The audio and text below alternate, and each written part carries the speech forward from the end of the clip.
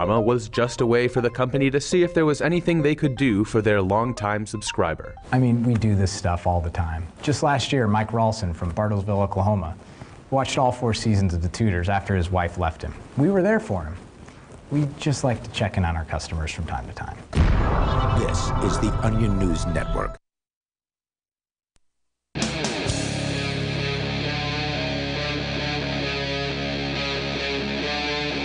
Free Talk Live.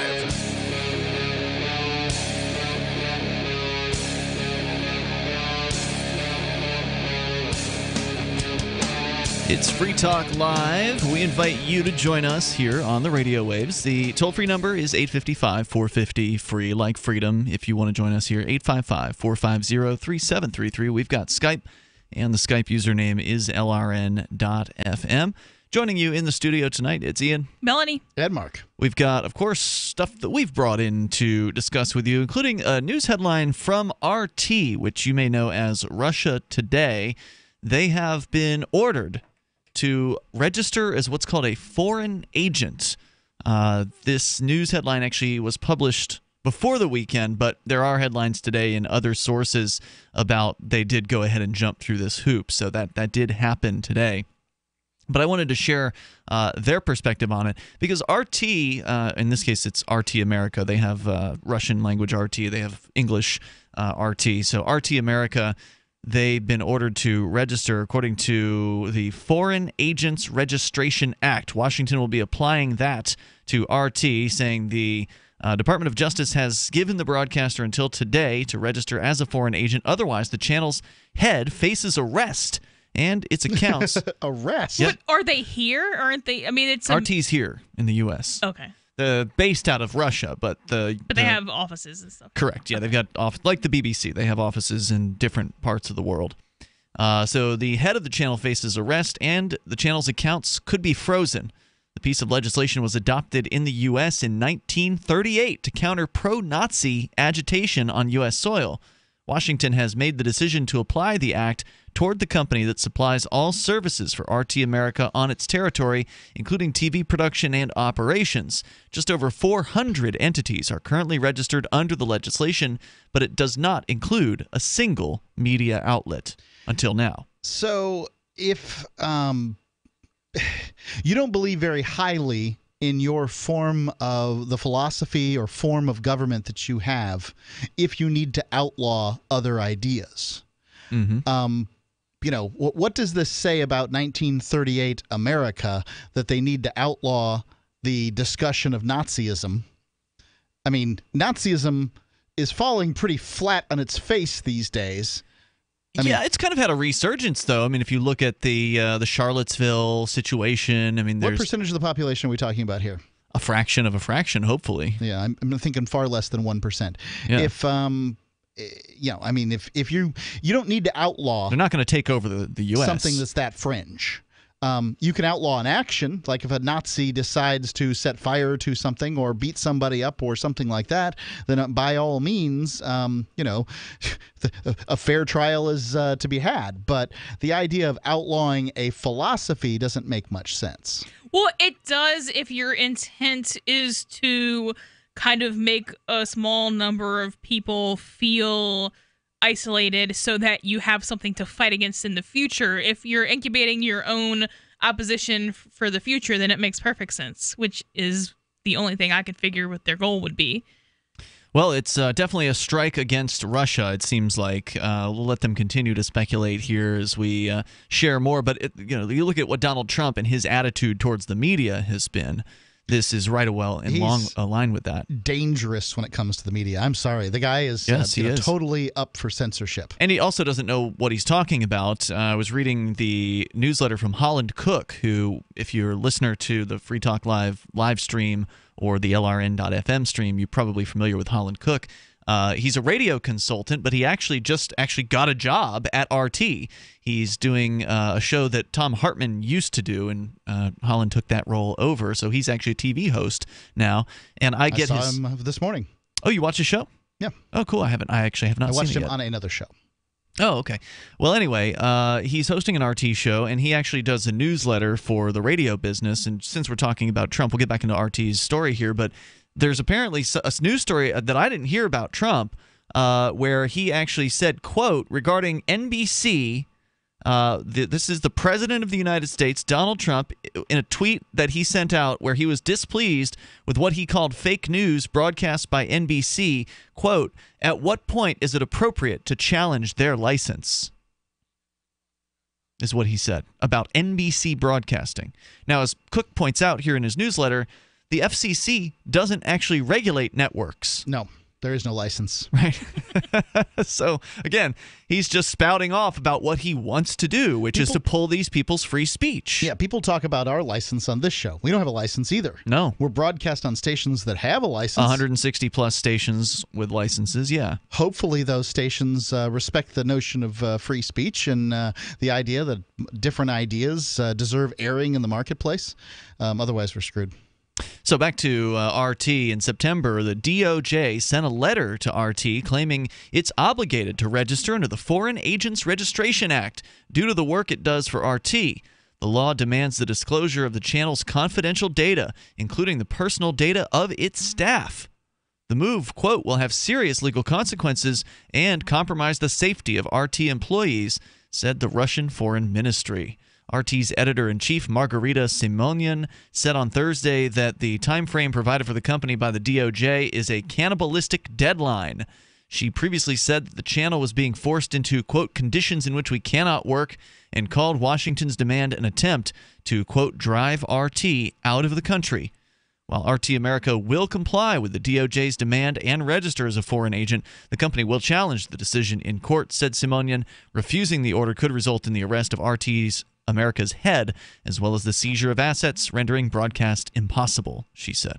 Quote, we believe that the demand does not only go against the law, and we will prove it in court. The demand is discriminative. It contradicts both the democracy and freedom of speech principles. It deprives us of fair competition with other international channels, which are not registered as foreign agents. Yeah, what about BBC America? Right. Well, the notion here is, and there's all kinds, besides BBC, CBC, I mean, there's all kinds of news organizations that operate within the United States that are government funded. BBC is a great example, but... CBC has U.S. offices? I'm sure it does. Okay. I mean, why wouldn't they? I don't know. All they got to do is get something across the border. Anyway, I mean, RT is... It's a different sort of news agency. I mean, I don't feel it has the fair-mindedness that that the BBC has. You won't find much commentary on the BBC, at least what I've seen. They attempt to be far more sort of newsy rather than commentary, Well, but that's not a real thing. So to me, somebody who discloses what their bias is much more honest, because you're saying, this is my position, this is what I think the facts are. Whereas if you're hiding your bias, or to some extreme, some of these people claim not to have one, which is just completely inaccurate of any human being. Sure. That is a less trustworthy source, in my opinion, because I don't know. It is skewed. It was written by a human and therefore skewed, and I don't know in which direction it's skewed, so I don't know how I can rely on it. In this case, Simonyan said the decision put freedom of speech in the U.S. under question. RT has been under pressure for showing the American audience, quote, a different point of view, unquote, said the editor-in-chief.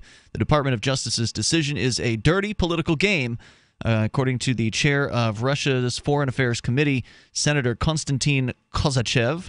He told journalists on Thursday, saying that particular Russian media has been selected by U.S. lawmakers. The senator called the move an obviously discriminatory measure. He went on to point out that there are dozens and even hundreds of foreign media operating in the U.S., including TV channels financed by foreign states, but none of those have been targeted. The decision has nothing to do with setting up due process, Kosachev said. It's rather aimed at media which broadcasts content that is inconvenient for U.S. authorities. Remember, it was RT who hosted the third-party debates this year. Daryl Perry, who is one of our co-hosts, was actually invited to the Libertarian Party debate, where they actually had debates for the party's selection process, meaning that before the party had selected their candidate, they had their candidates to, as far as who was trying to be their selection on as a debate. So they had one debate for the Green Party, they had one debate for the Libertarian Party. The toll-free number here, if you want to join us, is 855-450 free like freedom, 855-450-3733. If you want to support forcing RT to register as a foreign agent, would love to hear from you. You can take control of the airwaves, and who knows what kind of obligations and hoops that such a registration means they have to jump through. It's Free Talk Live. The young lady from the rescue delivered happy, and I panicked. He was missing hair, stinky, scabby, and I thought, what did I get us into? The cause of his issue was poor nutrition. It was neglect. The other owners didn't care enough about him to give him the nutrition he needed. But I have a vet that I trust, and she recommended Dinovite, DINOVITE.com. I ordered the first 90-day supply, and within a couple weeks, his skin started clearing up. He didn't smell. He had more energy. He just had a glow and a bounce about him. We've been using Dinovite for the last year, and Happy the rescue dog is Happy the healthy dog. I tell all my friends who have rescues to give their dog the chance at a new start with Dinovite. It's going to pay off for you and your dog for years to come. 859-428-1000. 859-428-1000. DINOVITE.com. I got my Blink home security system delivered right to my door. I downloaded the app and it walked me right through the easy setup. Even with my complicated router system, I was done in like 10 minutes. Now it notifies me whenever something moves in front of the wireless cameras, or I can just check it whenever I want right from my phone. And I got you a deal. Get 3 Blink cams for what the other guys charge you for 1, plus an extra 10% off. Visit blinkprotect.com/FTL. blinkprotect.com/FTL. blinkprotect.com/FTL. Do you want to help build a better financial system for everyone? Join Dash. Dash is Digital Cash, a digital money platform designed to replace cash and help people manage their own wealth. It's fast and easy, fees are low, and transactions are confirmed instantly. Dash is decentralized, run by users who earn rewards for helping run the network and make governance decisions. Dash is set up to succeed where other platforms have failed. Give it a try at dash.org. Help people take control over their financial future today. Find out more at dash.org. The Free State Project has reached its goal of 20,000 liberty lovers who've pledged to move to New Hampshire and get active to achieve liberty in our lifetime. Perhaps you're trying to figure out what part of New Hampshire should be your destination. If so, consider Keene. You'll find more than 150 reasons to move to Keene at move.freekeene.com. Keene is famous for its historic, publicity-generating activism, as well as being the liberty media capital of the world. It's home to freekeene.com, New Hampshire's destination for liberty activism, news, and opinion. For years, we've been compiling over 150 reasons to move to Keene at move.freekeene.com, where you'll learn about some of what's happening here and what makes Keene a great place to live. If you love liberty, you'll probably enjoy anywhere you end up in the Shire. But do your due diligence first. Please visit move.freekeene.com for the full list of over 150 reasons to move to Keene. That's move.freekeene.com. Did you know we've taken our LRN.FM telephone listen line to a new level with the LRN.FM audio on demand line? Now you can call 712-770-8447 anytime and listen to LRN.FM's live feed. And you can listen to a bunch of our original shows on demand. Long distance fees may apply. Just dial 712-770-8447 and choose from the menu. 712-770-8447. Imagine, if you will, a virtual world, a symbiotic economy with its own currency, where you can barter your services with others. Symbi.com is a marketplace of real people exchanging skills and services, from web developers, marketers, video production specialists, and teachers of all sorts, to gaming consulting or fitness coaching. Symbi.com is a vast world of people trading freely. Take my word for it, it's an adventure you can't afford to miss. Simbi.com. If you enjoy LRN.FM, please contribute to your favorite shows via their websites and become an amplifier at amp.lrn.fm. That's amp.lrn.fm.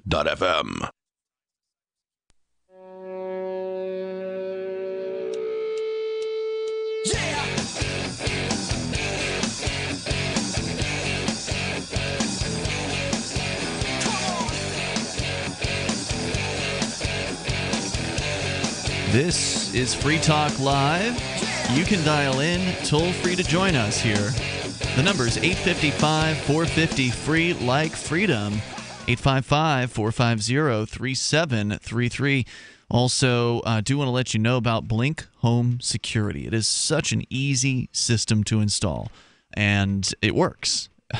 Normally you don't get easy and good sometimes when it comes to electronic products, but in this case, it does actually work, and it really is easy. It's also affordable.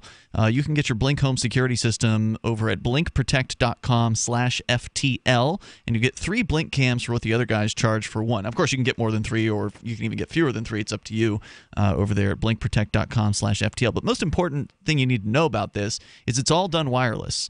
So there's only one wire involved, and that's the wire that plugs in the sort of the hub, the brain or the hub or whatever of the system. You put that inside your home, and then wirelessly you connect these cameras, you set it all up with your smartphone or your tablet, and really it's like we're talking about minutes, not a very long setup time. You said, Mark, for you maybe 10 minutes. Yeah. That's what it was. I mean, if you want to spend a little more time mounting the cameras, that might take you a little bit, but there's no drilling. There's, you don't have to drill holes to run wires, or have to set up a really convoluted DVR system made by some Chinese manufacturer that you can barely even understand. Yeah, these cameras are small and light. The mounting system bracket thing for them is just made out of plastic with a little wood screw in it. So, I mean, you could put this in conceivably if you've got enough upper body strength with just a Phillips screwdriver without any work. blinkprotect.com/FTL, like Free Talk Lives. We continue here a little bit more out of RT, and then we're going to go right into your calls and thoughts. Plus, on the way, Mark, you're going to be telling us about an attack against what's called No Shave November. But first, a little bit more here from RT. They are being forced by the federal government to register as what's called a foreign agent, which puts some level of scrutiny upon them that they didn't already have. I don't know what the hoops to jump through must be like, but I'm sure their attorneys did not have a good time with jumping through these hoops. They are, in fact, going to be filing suit against the federal government and the Department of Justice for requiring them to do this. They are the only media organization registered as a so-called foreign agent at this point, despite the fact that there are other, multitudes of foreign media that have offices in the United States. Yeah, why isn't Al Jazeera required to do that? Well, maybe that's coming, but... right, they'd be next. Yeah. I'm not sure what the Fed's goal here is. So people who sit at home and watch CNN and believe everything they say are going to continue to sit at home and ignore RT and watch CNN and believe everything they say. People who read alternative media, this just lends them more credibility, the fact that they're being attacked by the states. That's how I feel about it. You don't read RT because you like the states. You don't necessarily read it because you like Russia either. But, this doesn't make any sense. They're not losing any credibility with anybody they had any with in the first place. They're getting more. Why would the U.S. give them that? I think you make a great point. I mean, to me, this is a badge of honor. I mean, the fact that they have been singled out of all of the different foreign media in the United States. It shows the fact that they're sort of singular. They're making an impact, right? Yeah. Like, the federal government's worried about RT for some reason, but they're not worried about, Free Talk Live. Whoever. Well, we got raided almost 2 years ago, so that was our little taste of the federal government. We certainly don't have the level of renown that RT does. I mean, RT is a lot of money, a lot of Russian taxpayer money. They've got millions of taxpayer dollars behind them from Russian taxpayers. That much is true. But the decision, they say here, has nothing to do with setting up due process, according to Kosachev, who's one of the Russian agents involved here. He says it's rather aimed at media which broadcast content that is inconvenient. For U.S. authorities, he says that this decision is an infringement of freedom of speech. Moscow earlier warned that the U.S. move towards the Russian channel would trigger reciprocal measures in regards to American media working in Russia. Quote, if someone starts to fight dirty, perverting the law by using it as a tool to eradicate the TV station, every move aimed against the Russian media outlet would be repaid in kind. Foreign Ministry spokeswoman Maria Zakharova said. So there you go. And other headlines today from other media has confirmed that RT, as they said they would, they did go ahead and file the whatever paperwork and fees and who knows what other hoop jumping was necessary to do as the DOJ was demanding. But again, they're going to be filing suit on this matter on free speech grounds because, look, if you believe in freedom of speech, maybe you don't like the Russians, okay, for whatever reason, because at one time they were bad. And, certainly. And if you don't like the Russians, maybe you shouldn't give them labels of higher credibility. Sure. But in this case, that's been done. And if you are just somebody out there who doesn't like Russians, then you still have to understand that even though they weren't born here, the fact that they are here, or maybe some of them were born here, not all of their hosts on RT are Russian nationals. I don't think most of them are. A lot of American-born folks there.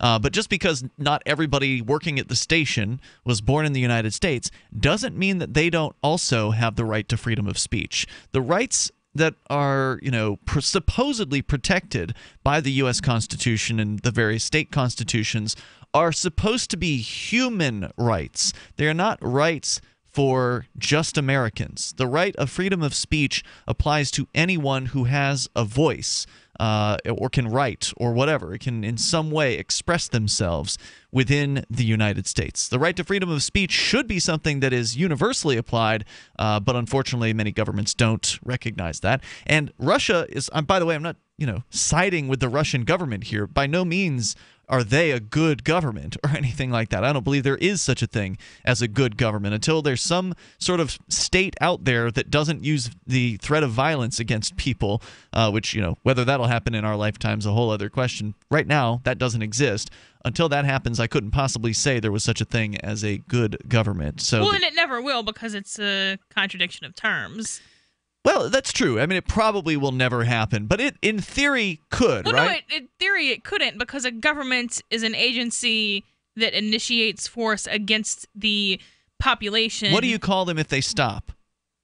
If the state of New Hampshire tomorrow decided to say, from now on, all property taxes are voluntary, all of the meals and rooms taxes, they're all voluntary. You guys can decide to file them with us or not. Have a nice day. And then, they continue to provide whatever services, and Department of Transportation. Enforcing victimless crimes? Yeah, sure. Let's include that too. Okay, so if they stop initiating force, then there's some sort of service industry, whether they're now the road company or the... So they're just a regular old company. Yeah, then they're the company of whatever kind of services they're providing. Wouldn't the services they would be providing be, in some cases, governmental? In that some people would be consenting to their governance, meaning that they would continue to pay and jump through whatever hoops? Because they wanted it? If they're providing, courts and cops for, actual safety, which wouldn't be cops anymore, but... then they would be some kind of security agency, but they're running... That would be a weird collection of different services to have in one business. Yeah, I agree with you. But it probably wouldn't work. But that's a business at that point. If they're like, here's the services we provide, it costs X much, and people are like, okay, I want those services, here's X dollars, that is now a business. It's only a government if they're initiating force. All right. Mark, you might have an opinion about that, but more coming up here in moments. Our toll-free number is 855-450-FREE like freedom, 855-450-3733. You can bring up whatever you want on Free Talk Live. Want revenge on the common housefly? Well, after 10,000 years, someone has finally come up with a better way. The Bug Assault, a miniaturized shotgun, which utilizes ordinary table salt as ammunition. Non-toxic and no batteries required. $39.95 plus shipping and handling. Use discount code GCN and receive 15% off your purchase at bugassault.com. Fire your fly swatter and get your Bug Assault today. If you or someone you care about loves outdoor adventure, then check out slingbow.com for some unique holiday gift ideas.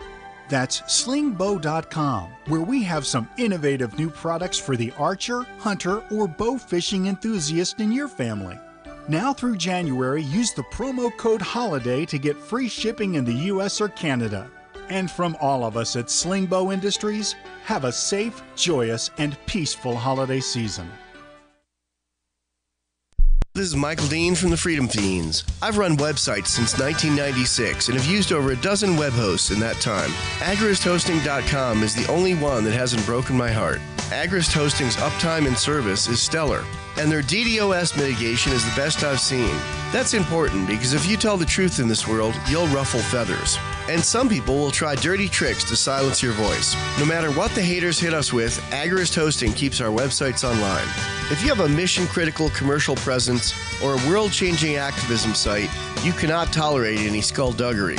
So go with agristhosting.com. Have a WordPress or blog site, but you're not satisfied with performance or uptime? Or just want raw hosting? Want to pay with Bitcoin? Agrist Hosting specializes in high-performance hosting with personalized service. Go to agristhosting.com and click on the button that says Get Hosted. That's agristhosting.com. Hi, this is Mark Edge of Free Talk Live. Michael W. Dean's book, User's Manual for the Human Experience, changed my life. In a culture that attempts to turn you into a compliant victim, this book gives you implementable steps on everything from how to be aware of your environment, walking down the street, to business, to how to handle a toxic person in your life. If you're a human, you need to read this book at least once. Go to Amazon and get the Kindle version, or paperback, or an audiobook of A User's Manual for the Human Experience. If you want to know the latest about Free Talk Live before we go on the air, all you need to decide is how you want it delivered. It's your choice. Visit news.freetalklive.com. You can get emailed announcements and participate in contests via our email updates list. Plus, we have a Twitter account that you can follow and a Facebook page where you can become a fan. So visit news.freetalklive.com to get news about Free Talk Live as soon as it's announced and the way you want it delivered at news.freetalklive.com. That's news.freetalklive.com. Is spreading the message of liberty, cryptocurrency, and peace around the globe worth $2 per month to you? As you may already know, in addition to our internet feed, LRN.FM broadcasts on free-to-air satellite across North and Central America, as well as Sub-Saharan Africa. And we've been available on satellite for free 24/7 since 2010. The LRN.FM free-to-air satellite signal is reaching some of the most oppressive regimes in the world, and there's no doubt our ideas are making an impact. You can learn more about the channel's impact by watching the 3-minute video at fund.lrn.fm. If you'd like to help free minds globally with our ideas of liberty, cryptocurrency, and peace, you can donate as little as $2 per month via fund.lrn.fm. You can help us continue and expand our satellite broadcast to multiple continents. Visit fund.lrn.fm today, and thank you for your help. Don't forget to share the link on social media. That's fund.lrn.fm. You're listening to the best liberty-oriented audio streamed around the clock, on the air, and online. This is the Liberty Radio Network at LRN.FM.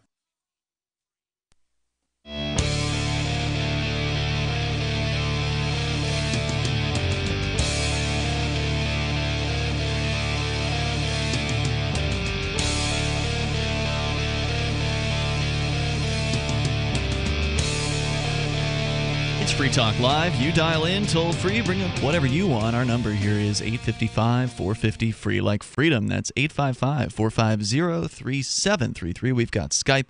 So head on over to freetalklive.com. Get interactive with us. Our Skype username, by the way, is lrn.fm, and that allows you to, again, take control of the airwaves and bring up anything you want. With you in the studio here, it's Ian. Melanie. And Mark. We're going to talk about the No Shave November. Apparently, it is under attack. Plus, Melanie's got a story out of Louisiana high schools where there's some pretty outrageous requirements being put on students who want to graduate. We'll share all of that with you. And, of course, you can take control. Let's go to the phones and to the fun. First, though, we've got Aaron calling from the Empire State.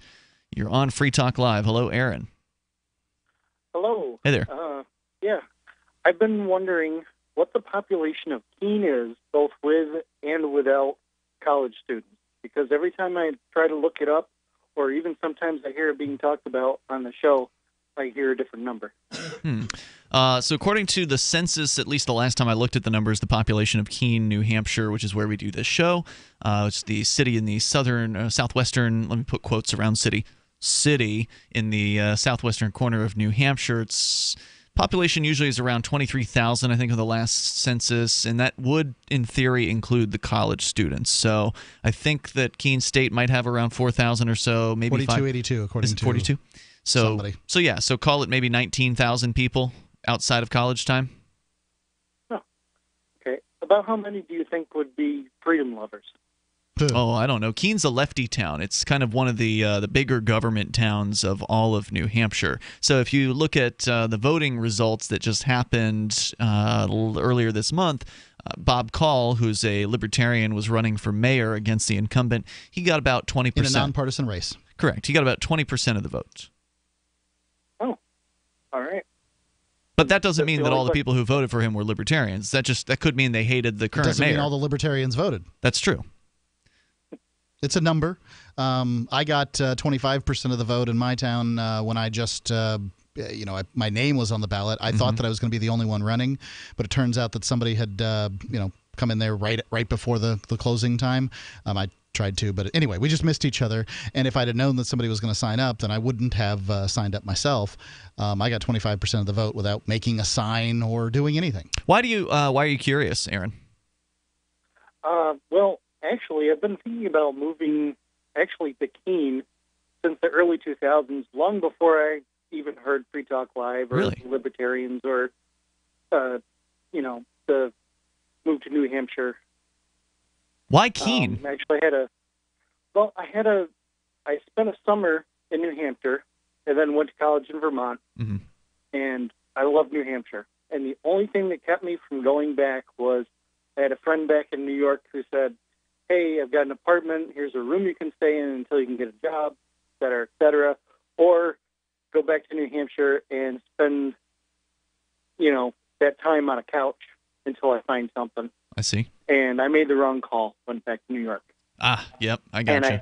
I had a friend who was in Keene, and she showed me, a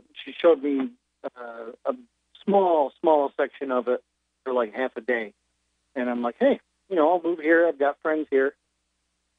And like I said, I went back to New York and I got stuck here. And now how many years later has it been since you moved back to New York? About 17. Okay, so yeah, since the early aughts. Well, New Hampshire is a beautiful place. The towns are very, distinct. Some of them not so much. But Keene's very, very idyllic, kind of looking New England town. It's got the kind of classic church at the head of the square and the central square that many New England towns do have. But the bad side about Keene is it's a big government town. I mean, there's government bureaucrats here. It is a city. If you're looking for a place where you can have more of an influence, you probably want to look at actual towns in New Hampshire. But we'd love to have you and anybody else who cares about freedom to come to New Hampshire and land anywhere, because this is a movement that is much bigger than Keene. Keene is just the spot, and I know you already know this. I'm saying this for people who are listening. Maybe they're new to the show. The reason why the hosts of the show here are on here and that we know each other, well, except for you and me, Mark. We came from Florida together, but most of the hosts of the show we never would have met had it not been for this migration of libertarians and anarchists and voluntarists that have been coming here for more than a decade at this point and getting active. So we've got a nice network of libertarians all across New Hampshire, not just the southern tier. Most of them are in the southern tier, but there's some that moved up into the middle of nowhere up in Coos County, as it is called. So it's really just an exciting place to be. It's an exciting time. I mean, just as an example of the number of I've made claims before about how much press coverage we get here in New Hampshire, like we being the Libertarians.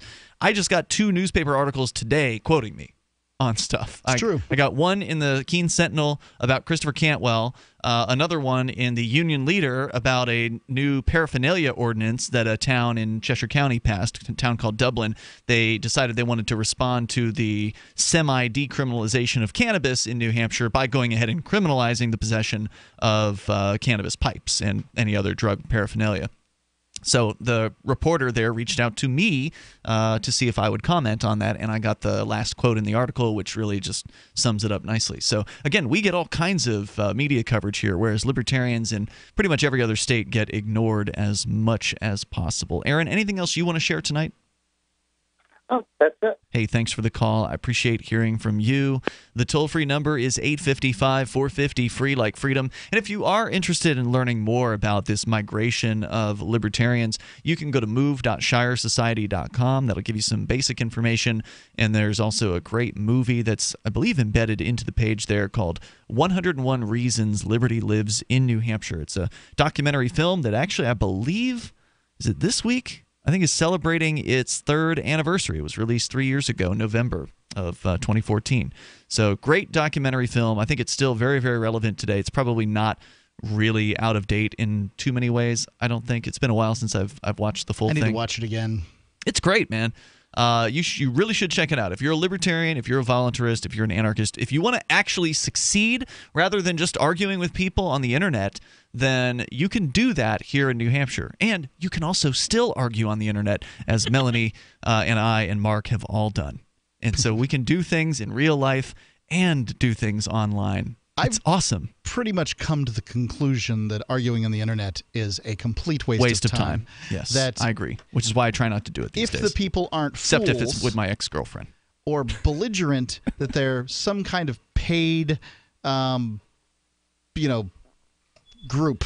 Like, I'm not sure what we've got out there, but the method of debate that is Facebook is a poor way to convince anyone of anything. Well, I mean, it depends on what your audience is like. Because of the way libertarians are so spread out, I don't think that most people got converted in real life. I think that most people probably got converted on the internet, which tells me that arguing on the internet is useful. I don't know if... That doesn't mean that every argument you have is useful. Arguing with a socialist over minimum wage is probably not useful. I think it would be interesting to ask people, like, if there were a libertarian survey to actually find out, what do libertarians... how did you get into this? What's your story? Was it an internet argument that convinced you? Was it an argument that you were part of? Or an argument you were just reading? Was it a book that somebody loaned to you? Was it a real-life conversation or a friend who persuaded you? I imagine there's a variety of different stories out there. It would be interesting to kind of find out. Yeah, I don't know how anybody who isn't already in New Hampshire was converted anywhere other than on the internet. I mean, I was converted by a book. So that was back in the 90s. Right. I was probably convinced. I mean, it depends on when you're talking about in the timeline, right? Like, so I was probably, maybe I'm still am, I'm not sure, a small government guy. And that means that essentially issue by issue, I was able to see, oh, yeah, we probably could do that without the government. We probably do that without the government. Oh, well, somebody can go ahead and try that over there without the government as long as they don't involve me. Whatever it is, then, fine.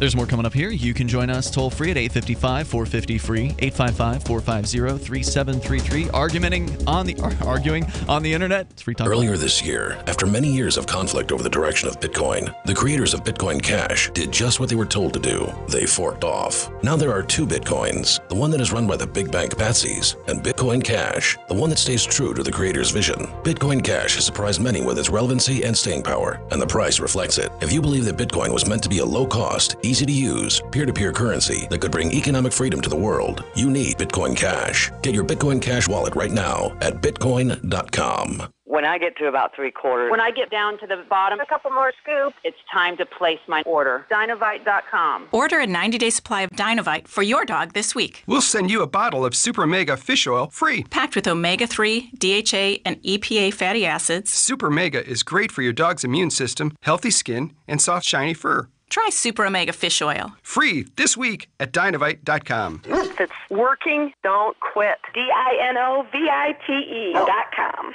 It's been said, any society is only 3 missed meals away from chaos. Those times may be near. Think about it. Our country faces multiple terrorist threats and aggressions from Russia and North Korea. Social unrest and violent marches yet again may lead to looting of stores and city shutdowns. And our crumbling infrastructure leaves our power grid vulnerable to long-term outages from a single cyber attack. When the chaos from any one of these threats arises, the government knows it can't provide during a widespread national emergency. That's why you need your own plan for self-reliance. That's where My Patriot Supply comes in. Get a 4-week survival food supply for only $99. That includes breakfast, lunches, and dinners. Order online at preparewithgcn.com. $99 for 4 weeks of survival food that tastes like homemade cooking and lasts up to 25 years from My Patriot Supply. Get your kits today at preparewithgcn.com. Free shipping is included. Preparewithgcn.com. Following several months of negotiations, representatives at the Minnesota State Museum confirmed today that they've extended their final offer to the anonymous owner of the couch from the hit 1970s sitcom The Mary Tyler Moore Show. We hope an agreement can be reached soon because after months of back and forth, we just need a straight answer here. Healy noted that the brown velvet artifact would be a welcome addition to its media wing, which boasts a robust collection, including several iconic Minnesota pieces. We have the fence from Grumpy Old Men. We acquired the puck from the Mighty Ducks several months ago. Healy and his team made their first bid in December of 2012 and have cycled through 5 rounds of negotiations, reportedly tripling their initial offer in an urgent attempt to secure the sale. It's not every day that an artifact of this significance comes on the market and went... Oh my God, it's him. It's him, okay? Hello, sir. What would you say if I went up another 2? This is the Onion News Network. Here's a chance to do a little activism while you're cruising Facebook, Twitter, or Google+. Between the LOL cats, the recipes, the hot girls, and the inspirational sunrise memes, Free Talk Live's posts pass by your newsfeed. Like them, comment. It gives us more exposure. If you don't see our posts, click like at facebook.freetalklive.com and then hover over it to click Get Notifications. It's an easy way to spread the ideas of liberty a bit further. I know you're busy, but you can spare that 1/10 of a calorie it takes to click on something. Facebook.freetalklive.com. Free speech is protected on the internet, right? Not always. Government agencies try to limit free speech and commerce on the net. Luckily, when they do, the Institute for Justice is there to defend your First Amendment right to free speech.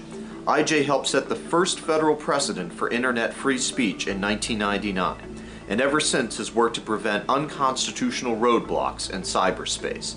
Visit our website today at ij.org. While our satellite channel is free to listen to, it's not free for us. You can help us cover our satellite costs with the chip-in on the right side of the page at lrn.fm.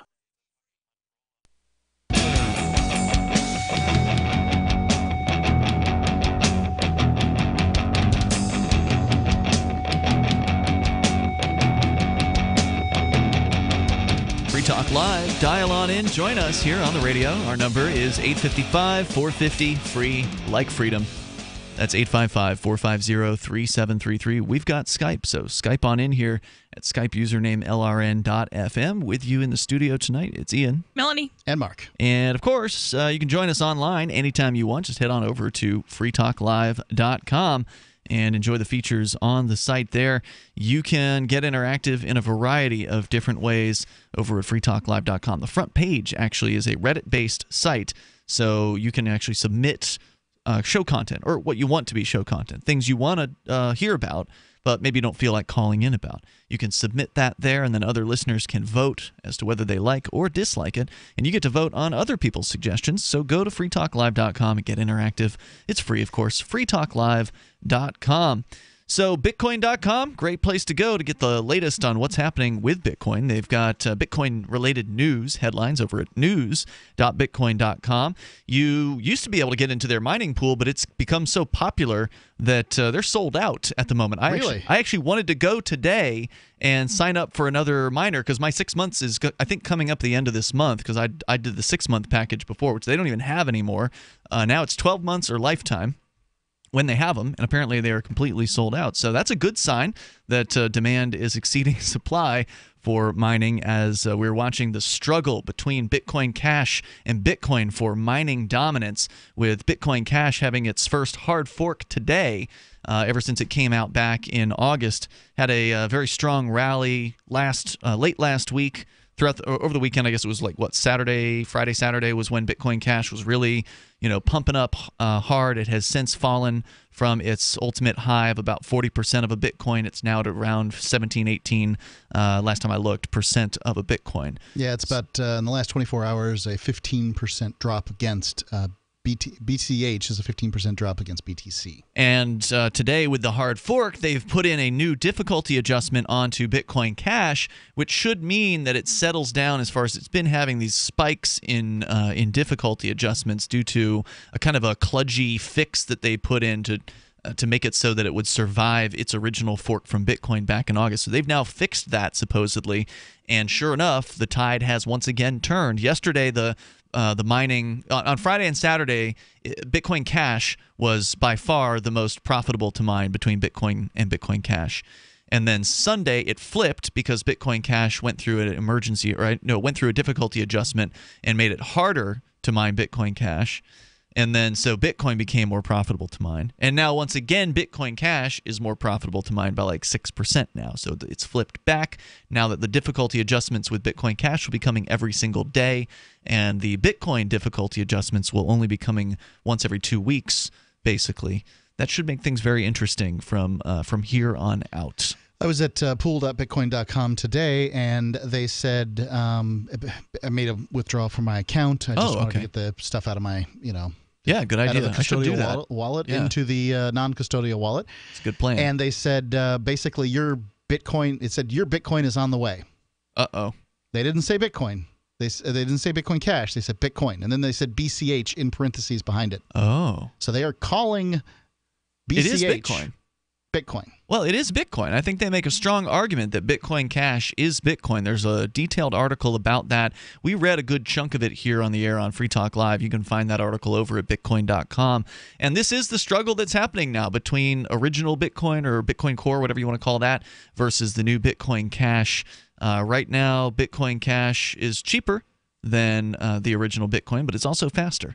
And so, we'll keep our eyes on that as it develops. But if you want to learn the basics about Bitcoin and keep up to date on the news headlines, head on over to bitcoin.com as we go to your calls and thoughts. Let's talk first to Michael in California. Michael, you're on Free Talk Live. Go ahead. Hey, Ian. Hey there. Michael, how are you? Here. Good. Go ahead with your thoughts. Okay. So I just wanted to share with people who might have the thought to move to California or a place like this. It'll surround your head with really, really bad thoughts. All I'm, surrounded with are friends who are infuriated that Bernie Sanders was not elected president. And to them I say, Donald Trump, I'm glad you beat, Hillary Clinton. I mean, because there's a lot going on here. And, if we got to have, the dumbest president in the world, it might be better than a manipulative, smart president. So anyway, I guess the whole point of my share here is California, not the best place to surround yourself with. No, definitely not. If you care about freedom. I was raised and born in New Hampshire. Really? I mean, I went to college in Keene. I was kind of a part of the Free Keene Project, but you just don't want to move to California. Why did you move to California? I moved to California because I work in Santa Clara, and I thought I could get a good job, which I did. And actually, that's how... You moved to California because you worked in California? That seems a little circular. It was because of a... Yeah, it's pretty circular. It was because of a girlfriend. A girlfriend. But Okay, I worked in Santa Clara, but I met a guy there, and he was like, wow, you're a libertarian? And I was like, yes. And he was like, have you ever heard of Free Talk Live? And I was like, hell yes, I've heard of Free Talk Live. That's pretty cool. I don't listen to it a lot, but yeah. And I was like, do you know Ian, Freeman? And he was like, yeah, I do. And I was like, oh my God, okay, wow, there's people this far across the country that know That's about amazing. you. Okay, so call back in, try to figure it out. And I can't figure really out the political system right now. It's pretty kind of crazy to me. You're talking about you can't figure out the California political system? No, just the entire country or the entire world. Okay. All of it, because none of it's better than any of the rest, really. I mean, we're all kind of restricting each other to do things in other ways, just differently than other people do. Well, that's what people tend to do. So, when one group of people tries to tell you what to do or tell another person what to do, that other person resents that. And they see the appropriate thing to do back is to try to get in control of that government and then try to tell those people what to do. And so this everlasting back and forth, this struggle over the guns of government, over this violent tool that people just want to use to try to mold and sculpt others in the way that they think they should be sculpted, as though that actually ever works. Using force against people tends to have unintended consequences where they're going to resent it and then redouble their efforts to come back and get you.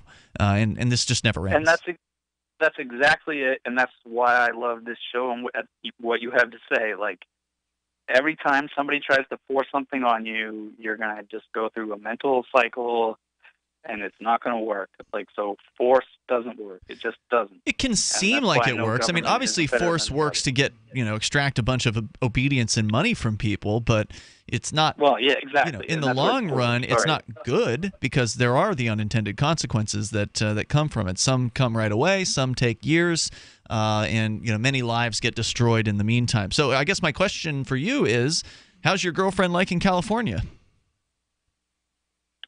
She's doing pretty well. She has a good job. She left me, so that's pretty much okay now too. So you're not as stuck then as you once were? No, I'm not stuck here anymore. All like right. I'm coming back. Good. Time to start planning. Got a direct flight back to Boston, and I'm gonna live back in New Hampshire. It might not be in Keene. It's probably gonna be in North Conway, up in the middle of the state. If anybody Well, there's libertarians all over the place in New Hampshire. More libertarians than you could possibly want to know. In fact, many of them are quite detestable. More than you want to know. Well, in New Hampshire, we have so many libertarians that you can pick which ones you like. Exactly, which is something you cannot do anywhere else. Like you say, out in California, it's hard to even find anybody who agrees with you on your political viewpoints. So, Michael, if you want to, there's nobody here that agrees with me. It's frustrating. It's just like Bernie Sanders. Oh my God! Like, let's freak out and post on Facebook about Bernie Sanders. But the weather is nice, and there's lots of pretty girls in California. But then you have to talk to them. Yeah. No, you don't have to. But, hey, thanks, Michael, for the call tonight. And don't forget, if you want to connect with other people in New Hampshire, one of the easiest ways to do that is on the Free Talk Live forum, which is actually part of the Shire forums, which have blown up over the weekend since we were actually bribing people with Bitcoin Cash to come there. $2 in free Bitcoin Cash given to anybody who replies, or the first 100 people who reply to the thread in question over at forum.freetalklive.com. So check that out. And Michael, thanks for the call tonight. Our toll-free number here is 855-450-FREE like freedom. That's 855-450-3733. The sign-ups were still coming in today over at the Free Talk Live forum. And a lot of people, of course, citing hearing us talking about it. Many saying they'd intended to get to the forums, but they just hadn't had the real push to do it. And apparently $2 will do it. Was what it took. And so hopefully they'll stick around, though, and kind of check out some of the other threads and the other discussions there, because I'm really pleased with how this forum thing's turning out. Like, people are actually using it, which is nice. It's because Facebook sucks. Because Facebook is terrible. More coming up here in moments. It's Free Talk Live. BuySellMakeOffer.com is better than ever. I'm Pat Matthews, here to tell you that BuySellMakeOffer.com, the revolutionary site for buying and selling anything and everything, just upped the ante. Go right now to BuySellMakeOffer.com and click the Sign Me Up button. When you do, you'll get the first month free, and then it's just $9.95 a month to be a member forever. And you don't need a credit card for the initial setup. Create your own store on the site and sell whatever you want, as long as it's legal, however you want, and sell an unlimited number of items. Create your own intro video to describe what your store is all about. Use Skype to see who you're buying from or selling to. Sell unused household items, as well as antiques, cars, televisions, collectibles, real estate. The possibilities are unlimited. Use social networks to promote your store right from our site. Remember, there are never any fees, no matter how much you sell. Become a member today. I'm a member. Get all your friends to sign up, too. This could become a great business for you. Sell whatever you want for the first 30 days, free at BuySellMakeOffer.com. Radio is the most personal of mediums. I exist right now in your head. If you listen to Free Talk Live regularly, you know me. Free Talk Live is on more than 160 radio stations around the U.S. and has been downloaded on every continent around the world. Hundreds of thousands of listeners with ad packages from $600 a month to $6,000 a month. Imagine what we can do for your business, project, website, or idea. Email me, mark@freetalklive.com.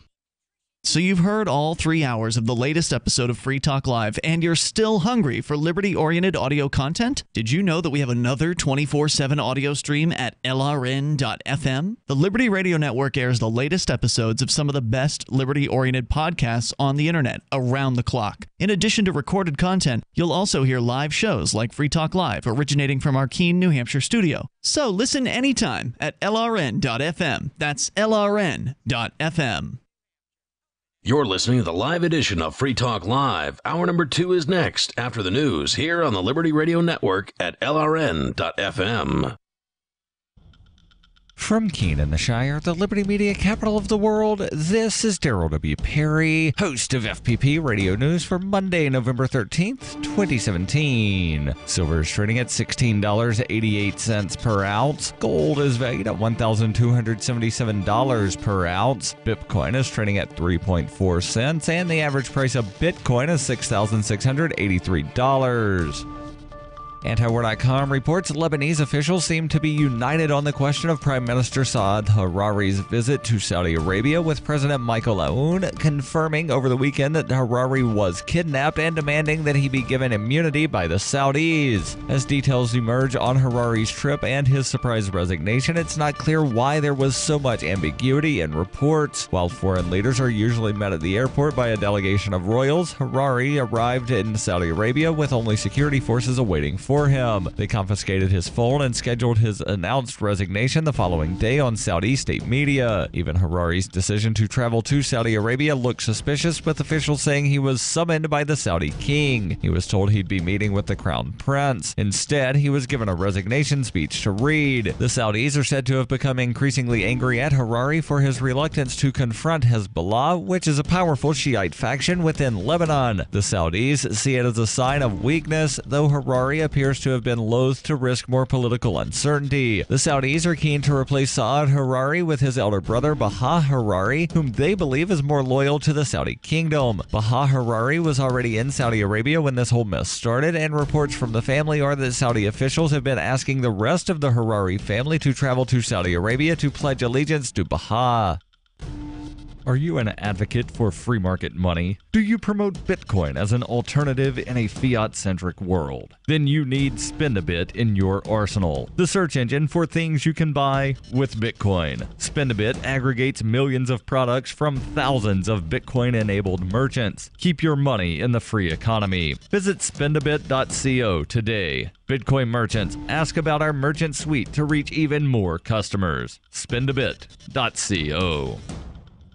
UPI reports Cascade Investment LLC, an investment group controlled by billionaire Bill Gates, purchased a large plot of land in the Arizona desert to build a city of the future, according to reports. Cascade Investments paid approximately $80 million for a large stake in a 24,800-acre development called Belmont, located about 45 minutes outside of Phoenix. The area is mostly entirely undeveloped at the moment and has few residents, but development firm Belmont Partners said they have big plans to turn the swath of desert into a smart city. In addition to 80,000 residential units, Belmont Partners said the new city will have 3,800 acres for office, commercial, and retail space and 470 acres for public schools.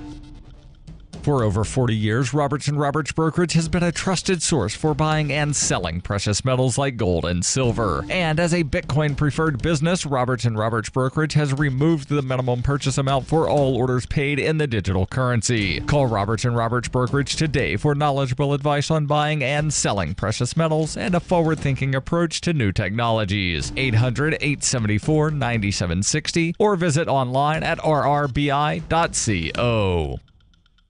Reuters reports warring board members of Uber Technologies Incorporated have struck a peace deal that allows a multi-billion-dollar investment by SoftBank Group Corp to proceed, and which would resolve a legal battle between former chief executive Travis Kalanick and prominent shareholders. Venture capital firm Benchmark, an early investor with a board seat in the ride service company, and Kalanick have reached an agreement over terms of the SoftBank investment, which could be worth up to $10 billion, according to two people familiar with the matter. The Uber board first agreed more than a month ago to bring in SoftBank as an investor and board member, but negotiations have been slowed by ongoing fights between Benchmark and Kalanick. The agreement struck on Sunday removed the financial obstacle to allowing SoftBank to proceed with an offer to buy stock. Uber confirmed the deal was moving forward. SoftBank, a Japanese conglomerate that has become a heavyweight in Silicon Valley tech investing, is joined by Dragonair Investment Group in leading a consortium of investors that plans to invest between $1 billion and $1.25 billion in Uber, and in addition will buy up to 17% of existing shares from investors and employees in a secondary transaction. The terms were signed on Sunday, although the tender offer would likely take weeks to complete. Uber is currently valued at $68 billion, the most highly valued venture-backed company in the world. This has been FPP Radio News. Online at fppradio.com. This is the Onion Week in Review. A month after the death of leader Kim Jong-il, North Korea's 24.5 million citizens have returned to their regular daily routines this week, holding a festive synchronized disco jump rope gala in Pyongyang's main public square. Life in the hermetic communist nation is reportedly beginning to normalize following the protracted mourning period, with citizens once again donning their brightly colored uniforms and performing intricate gymnastics routines in perfect unison. It is an inspiring sight to see so many loyal citizens find the strength to unfurl their long silken streamers and do dozens of tandem backflips set to dance music. Observers reported that new North Korean leader Kim Jong-un nodded once in approval of the disco jump rope gala, signaling an official transfer of power. A recent study from the Centers for Disease Control finds that over 100 million children are being exposed to harmful levels of stupidity in their own homes. Hear the debate about secondhand ignorance on the next In the Know. This is the Onion News Network.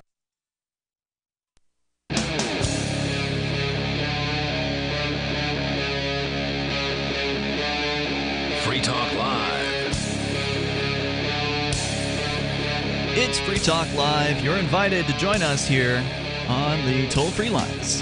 855-450-FREE, like freedom. 855-450-3733. Joining you in the studio tonight, it's Ian. Melanie. And Mark. We've got Skype as well, so feel free to Skype on in at Skype username LRN.FM. Of course, you can bring up anything that you want. Coming up, the No Shave November is under attack by apparently feminists. Mark, you've got the story. We'll share that with you. But first, to your calls and thoughts. We go to Tom. He's in Nashua, New Hampshire. Tom, you're on Free Talk Live. Go ahead. I was reading an article about in Reason magazine about the immigration crackdown. And one of the issues is United States citizens whose papers are not in order being held in immigration and customs enforcement facilities until they can prove that they're United States citizens. And establishing citizenship when you're in prison is not easy. I mean, how are you supposed to go down to City Hall and get your citizenship papers when you're in jail? Right. But anyway, another factor, however, incidentally, one thing I've read about is, let's say somebody gets busted for jaywalking and they don't have an ID, so they get arrested and then turned over to the Border Patrol. Well, all their money, their wallet, is kept at the police station. And the cops are supposed to count out the cash. Okay, you got $83, and when they hand them over to the Border Patrol, they get a receipt for their wallet with their IDs in it. Fat lot of good that does when they can't get back to the United States and go back to some police station in Tennessee, and this check drawn on a police station in Tennessee, that and they have no ID to cash it, and there they are stuck in Nogales, Sonora border town with no way to get back to their home town. Mm-hmm. But the other issue is that I want to bring up here is determining their citizenship is especially difficult because there's no such thing as citizenship. What do you mean by that? There is no such thing as citizenship. It's a myth. It's Why? just definitions of, if you're this, this, and this, then you are one of their citizens. But it's not like their bureaucracy is part of your soul. Well, no, the definition of citizen, I mean, I agree with you, but not for the same reason. The definition of citizen is one who owes a duty of allegiance in return for an obligation of protection, which suggests there's some sort of a contract or an agreement there. And the fact is that even if there was an agreement, they violated it because they're not obligated to protect you. And there's a multitude of court decisions, Supreme Court level decisions that make it crystal clear that the government does not have an obligation to protect you or anybody. Not only that, unless you're their ward, like a prison or whatever, then there's some level of obligation in that particular case. But as far as the average folks out there are concerned, the government has no obligation. So if there is no obligation, then there cannot also be the reciprocal obedience or the reciprocal obligation on your part to do as you're told. You're just a subject. Well, not just that, but like you get people who they live on some island that's called a country out there somewhere, and that's their home, and yet some other bureaucracy says, well, gee, according to our documents, you fit this description in our laws, but you're not in their country. See, you're not in their shape on the map anyway, but they still try to inflict citizenship on you, which is outrageous. But you're talking about the U.S. government and how they still force so-called U.S. citizens to pay taxes outside of the U.S.? Yeah, that's one of them. And then forbidding so-called United States citizens to do business with certain companies outside the United States when they don't even live in. What an outrage. It's, in my opinion, an outrage to the idea of freedom that I cannot legally do any kind of, business arrangement with somebody in Iran. Try to go get a bank account outside the country. Just try. Hey, thanks, Tom, for the call tonight. I appreciate where you're coming from there. The toll-free number is 855-450-FREE like freedom. Well, yeah, most banks, they're only able to give accounts to people who are citizens of the country in question. I guess there are exceptions to that with international bank accounts. They are something you can get, but where do you start with that? That's always been a question. I mean, I've always been sort of mildly interested in something like that, but I get the feeling there are a lot of scams out there as far as like taking advantage of ignorant people like myself on the topic. So it seems like an area where you'd really want to tread carefully and find somebody who you trust, who's already gone through some sort of process like that, and then take their recommendations. The toll-free number here tonight. As I understand, the truly wealthy just. In many cases, if they're having a lot of problems with this, they just renounce their U.S. citizenship. It's just not worth it to them. They can come back and visit. You don't have to. If you need to come back and visit mom and dad or whatever, then that's fine. If you really love, Broadway or Rodeo Drive or whatever these great places are that you think are so wonderful in the United States, then by God, you can visit them. I think it's like 2 months out of the year or something like that. I'm not exactly sure. Please don't take me as legal advice on immigration. But you can spend plenty of time in the United States, and as I understand it, you only have to pay taxes on the money you make in the United States, doing business in the United States, and really that's the way it should be. There's no geographic area on the planet that should have such power that they can claim a portion of your wages if you're not making money inside their geographic area. That doesn't make any sense. So we had reported, since you talked about renouncing citizenship, it reminded me, I forget which host it was, but somebody had in their show prep an update on the numbers of people that have been renouncing citizenship in the United States. And I just pulled that story up here, and we had reported within the last year or two that there was a tremendous increase recently, generally. There's been the last few years, it just keeps on going skyrocketing. Right, and it doesn't matter whether it's Obama or Trump or whatever. People want to get out of this place. It's such a small world now. Airplane tickets, they don't cost that much. You could get across the border easily. What's the big deal? In the third quarter of this year, this story from independent.co.uk, 1,376 Americans renounced their U.S. citizenship, putting the annual tally on track to top 2016's record, according to data from the Treasury Department. If this year's fourth quarter mirrors that of 2016, when 2,365 people chose to expatriate, 2017's annual tally would be 6,813. That's a 26% increase just from 2016. So in 2016, it was a total of 5,411 Americans, which was itself a 26% jump from 2015. So it's continuing to accelerate the number of people who are just saying goodbye to the U.S. And again, it's across both administrations. So you can't just point to Barack Obama and say, see, it's all his fault. No. People are saying, I want out, even though Trump's in. So, sure. Yeah. People want to move to Canada. Anyway, there's more to the story, but that gives you the basics. It's nice to see that people are leaving, voting with their feet to some extent. I think there's something to that, although ultimately you're only just going to another tax plantation. So, what you need to keep in mind as a U.S. citizen that might consider giving up your citizenship. Well, again, there is no such thing as citizenship, but they believe in it. Sure, they believe strongly in it. They want you to believe that you're a citizen. Right, so that's a legal designation that they believe in. Is that you need to understand that the United States government is going to exact control over wherever you are. They're going to try. The Washington, D.C. is the world-ruling city-state, and it is going to attempt to, put pressure on whatever government it is that you, over whatever nation, whatever place that it is that you've decided to go.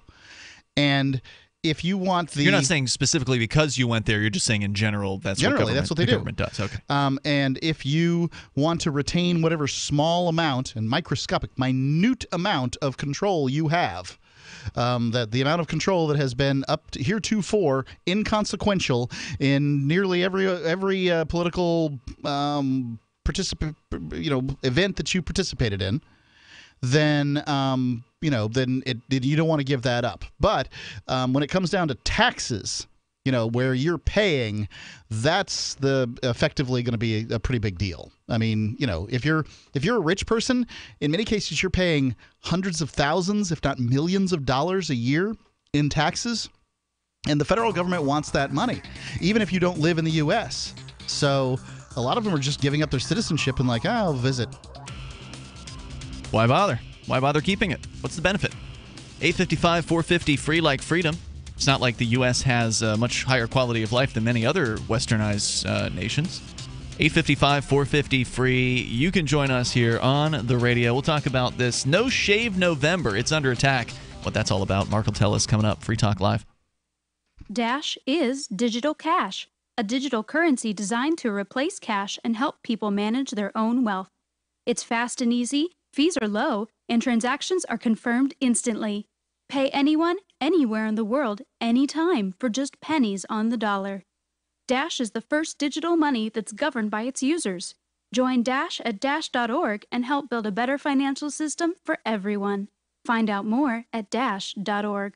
Fireplaces and wood stoves are wonderful to have and provide low-cost heating, but they've got their drawbacks too. One of them is the increased likelihood that your home will burn. My primary advice is to never let fire into your home and make sure that you have an extinguisher on every floor and the garage, and that everyone knows how to use it. But if you love your wood stove, don't want to give it up, make sure that you keep things away from it and have a professional clean it every year. The pro will make sure the chimney is properly functioning also. Make sure to dispose of your ashes outside too. I got my Blink home security system delivered right to my door. I downloaded the app and it walked me right through the easy setup. Even with my complicated router system, I was done in like 10 minutes. Now it notifies me whenever something moves in front of the wireless cameras, or I can just check it whenever I want right from my phone. And I got you a deal. Get 3 Blink cams for what the other guys charge you for 1, plus an extra 10% off. Visit blinkprotect.com/FTL. blinkprotect.com/FTL. blinkprotect.com/FTL. Have you wanted to get into Bitcoin mining but don't want to deal with the hassle and frustration of operating the mining hardware? Let pool.bitcoin.com handle it for you like I did. Just visit pool.bitcoin.com and use their calculator to estimate what you could end up making. You get to decide which Bitcoin you want to mine. If you already have mining equipment, you're invited to join pool.bitcoin.com. Get all the details and get started mining Bitcoin at pool.bitcoin.com.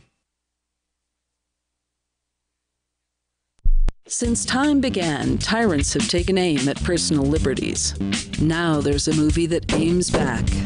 The government has no more right to tell us what to put in our bodies than they have to take our guns or tell us what books we can read. 6 drug police were eaten by bears while raiding a marijuana farm. On your knees, you dirty hippie! Jesus. On your knees! What's the problem, officer? Today, many cops who enforce pot laws do so only because it provides them with cushy jobs, good benefits, and a chance to push people around. I was an undercover narcotics officer. The drug war is nothing but a farce. The Second Amendment says you gotta keep you and your gat intact. Guns and Weed, The Road to Freedom. A film by Michael W. Dean and Nima Vadadi. DVD available now at gunsandweed.com or on Amazon. That's gunsandweed.com. Makes the perfect gift. Remember, that's gunsandweed.com. LRN.FM is proud to announce our official listening apps for Android and iOS devices. Now you can easily tune into our streams anywhere, anytime on your smartphone or tablet. Just visit apps.lrn.fm or search for LRN.FM in the Android or Apple app stores. Please download, rate us 5 stars, then share the link on your social media, and let your friends and family know how you're listening to LRN.FM. Download it now, free at apps.lrn.fm. This Your Family Today tip is brought to you by Nestle Toll House Morsels, helping you create special moments and memories your family will cherish forever. Visit us at tollhouse.com. You may bake for birthdays and holidays, but why stop there? Sweeten up the rest of the year by designating monthly dessert days. Treat your family to one of their favorites or surprise them with something new. Either way, you'll create a tradition everyone will love. For more tips like these, visit us at parenthood.com/yourfamilytoday. Do you love Twitter? Make sure you favorite the LRN.FM Twitter account so you can receive our tweets at twitter.lrn.fm. That's twitter.lrn.fm.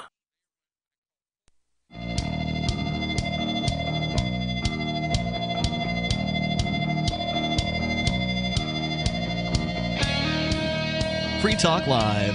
Dial in, toll free. Join us on the radio waves. Bring up anything that you want. Our number here is 855-450-FREE, like freedom. That's 855-450-3733. And Skype on in. Skype username LRN.FM. Joining you in the studio here tonight, you do have Ian. Melanie. And Mark. We're going to talk about this No Shave November.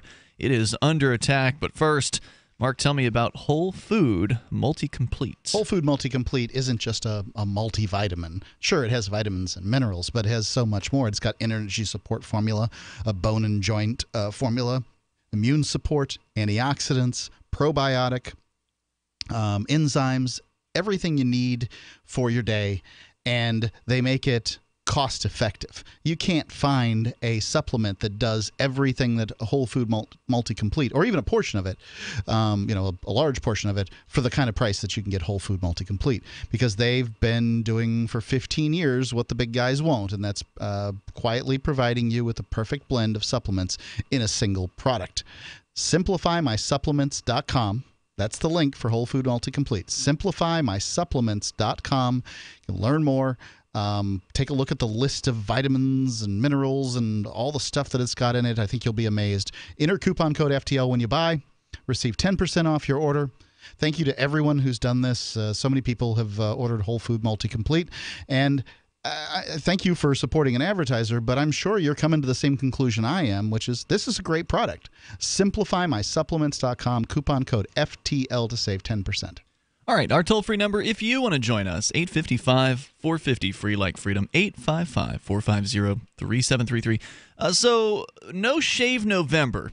Mark, you've got the story about this thing. I just shaved recently, so I guess I'm not participating in No Shave November. But I'm not going to, look, I'm a Quaker. I'm not going to suddenly start supporting you've got some idea for, no shave in November. That's alliterative. I don't care. Yeah, I pretty much no shave all the time until I have to. And once it grows, you don't shave. You trim. I trim. That's true. Yes. Every now and then I'll shave. If I have to go to like Texas Bitcoin conference, I'll usually shave on the first day and then forget about it for the rest of the conference. See, I can't stand hair on my face like that. Really? I mean, I end up touching it and rubbing on it. I just So you shave every day then? I do. Yeah. Pretty much every day. And to me, it's just a waste of time. I can't stand. You have to. Okay, so I'm not going to disagree with you. Yeah. Understand? I agree, but I would go so far as to say shaving is the second laziest thing you can do. Okay. The laziest thing you can do is to choose not to shave anything at all. Yep. But you know as well as I do, most men that are wandering around with beards are grooming the heck out of those things. Are they? There's all kinds of shaping that goes on, Really? and you got to put the I don't know trippers, anything about that. And then you don't know anything. You haven't looked at people's faces when you talk to them. I don't know what that looks like. No, I don't think about those things. Trimming some hair on your face but not other hair on your face looks like? Yeah, sure. You have longer patches and yeah. shorter patches. Yeah. Sure. So, in your case, yes, you spend less time grooming facial hair than I do. Right. But I'm I spend once a month. Yeah, I spend once every 2 months. Less than the vast majority, or than people that have a well-groomed beard or mustache or whatever. Basically, as soon as it starts growing into my mouth, that's when it's time to cut it. You look like a homeless person wandering around most of the time. Whereas, shaving every day, it's not much work. It just all goes away, and then the next day, if you missed a little bit, then the next day you clean that up, and then maybe you miss a little in that, and whatever. It's all fine. Everything works out great. It's not like I'm spending, large amount of time. If it takes me 2 minutes in the shower after using the shampoo that I washed my head with to shave my face, I would be very surprised that it takes me 2 minutes. Huh. All right. So what is this No Shave November? Because I feel like we've talked about this in the past. Isn't this some kind of hipster? Is this like a hipster thing? What is this? A few years ago, it became, I think hipster's the right term, but, hipsters, people don't want to be called hipsters, right? So there is no hipster because you can't chase that person down. You don't think that somebody out there sees that as a badge of honor? Yes. But of the hipsters, 1% of them maybe accept being called a hipster. Derek J. accepted being called a hipster. Okay. So there is, evidence that somebody accepts it, but it's not. It's pretty much a pejorative. Now, didn't we go? I remember years ago when the term was being thrown around, we actually went into and we dug into the term to see, what does it really mean? Yeah. What are some of the things that one must have or do in order to be a hipster, in order to be considered a hipster? There was a blog called Look at This Effing Hipster. I don't think it's been updated in a while. The last time I went there, probably a couple of years ago, it hadn't been regularly updated, but they would take pictures of and put them online what they believed a hipster was like. And for males, it's the skinny jeans, right? The girls' pants. No, isn't it possible that being a hipster, 10 years ago has changed as compared to now? And I don't know how many years it's been since we talked about it. Maybe like 5 or 7 years. 10 years ago, but yeah. No? Yeah, okay. 5 maybe. Skinny jeans. That wasn't having a gearless bicycle. Yep. One of those gearless things bicycles with no brakes. No, you brakes. I believe that no brakes was like the ultimate hipster because then you had to like use your shoes or something like that. Whatever.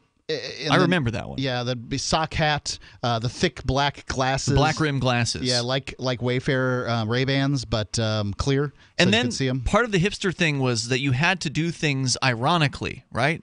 Wasn't that part of it? Well, that's what they said, sure. Yeah. Irony is a big part of the sort of hipster philosophy, whatever that might be.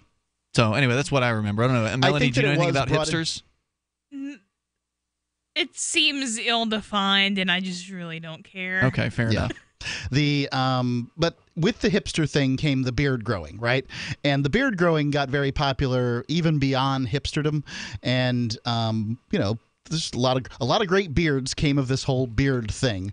I'm not going to ever have one of them, and I don't believe that if you can not grow a beard, you should not try to grow a beard. You're not doing the world a favor. I'm going to go on the record and say 2 to 3% of males can wear a beard like they should. And the rest of us should shave it into something. Wait, so you're saying that people do not fit the hair that grows naturally on their face? If I was sitting here with my version of a full beard, you would agree. Yeah, right? mine's pretty patchy. It's awful. Yeah. Awful. And I mean, you could grow a mustache. If you wanted to have a mustache, you could have a mustache. I don't know. I can have a mustache, sure. A thin upper lip, so you'd have like a 70s porn mustache. But, I mean, okay. That's fine. I think that if you have a mustache, it should be a handlebar mustache. That anything less than that is just not, Isn't that like the Snidely Whiplash thing? Yeah. But, it's like twirled out and like greased or something. Usually there's a curl to it if it's done right. So, Now, when you say beard, you're talking about the full facial beard, That's right? a beard. Where there's no trimming of any portion whatsoever. You can trim a small portion of it, but it is a beard. It is connected from your hairline, where your sideburns end. Okay. It runs all the way around your face. You may trim up a little around your neck and a little on sort of your cheeks. I see. Maybe a little bit under your bottom lip in order to, get those patches in there. But whatever that is, that's it. All right. That's a beard. Anything else is, I don't know, a goatee, a Van Dyke, a mustache, whatever it is. It's not a beard. Mutton chops. Our toll-free number here is 855-450-FREE. If you want to join us here, why is No Shave November under attack? We'll get into that coming up. This just in. Before your doctor gives you another antibiotic prescription that you don't want, get this free report, The Miracle of Garlic, your first home medicine. This free report is filled with easy kitchen remedies for common colds, flus, sore throats, ear infections, and more. Plus, learn to boost your immunity before you get sick. Go now to gcnwellness.com. Just like it sounds, gcnwellness.com to get your free report, The Miracle of Garlic. Click gcnwellness.com. Most people think life insurance pays after you're dead. That's true. But did you know you can have tax-free access to your life insurance while you're still alive? You can use the life benefits of your life insurance to grow your money with certainty and guarantees. No stock market risk, no tax risk, and no penalties. Call Life Benefits if you'd like a free book about how this can be done. Call 702-660-7000. That's 702-660-7000. A congressman recently revealed that legislation totaling 2,900 pages and involving more than $1 trillion was available to members of Congress for less than 48 hours to study and consider. That's over 60 pages of legislation per hour. Do you think anyone read the entire bill? I'm Jim Babka with DownsizeDC.org. Consider a proposal buried in a 3,200-page, $388 billion bill, which would have empowered committee chairmen or their agents to examine Americans' tax returns. When this horrible provision came to light, no one claimed to know how it got into the bill. One congressman questioned said, "I didn't write it, I didn't approve it, I wasn't even consulted." If your attorney represented you this way, he might be disbarred. But this is how Congress represents you every day. That's why DownsizeDC.org has created the Read the Bills Act. You can force Congress to read their bills before they pass them at DownsizeDC.org. What do you shop for that you could otherwise buy at Amazon? Pretty much everything, right? Amazon has competitive pricing and they deliver, and that's a big plus. If you could plan ahead in your shopping, would you be interested in saving up to 33%? There's a catch. You have to do your shopping in Bitcoin. But imagine those savings. It's like a huge raise. All you have to do is go to saveitpurse.com. We've saved thousands, and you can too. Plan ahead and save. SaveItPurse.com. There are lots of ways to listen to Free Talk Live. Our podcast has been around since podcasts began, and now the FTL feed is loaded with content besides our full show archives. Did you know that we make it easy for you to customize your podcast subscriptions? We have different feeds, one that includes only our full shows, one with just the Daily Digest, and one with just the Edgington Post. You decide what you listen to. It's quick and easy to customize your feeds at feeds.freetalklive.com. That's feeds.freetalklive.com. Why did you move to the Shire? I moved here to the Shire because there's other people around who take liberty just as seriously as I do. I moved to the Shire because I saw videos of people challenging authority and thought that I could get support myself. It called to me, like, do this right now. I wanted to be around people like me who got it. And once I got here, I knew there was nowhere else that I wanted to be. I've always wanted to change the world. So I moved to the Shire to join people who were actually working towards doing the same thing.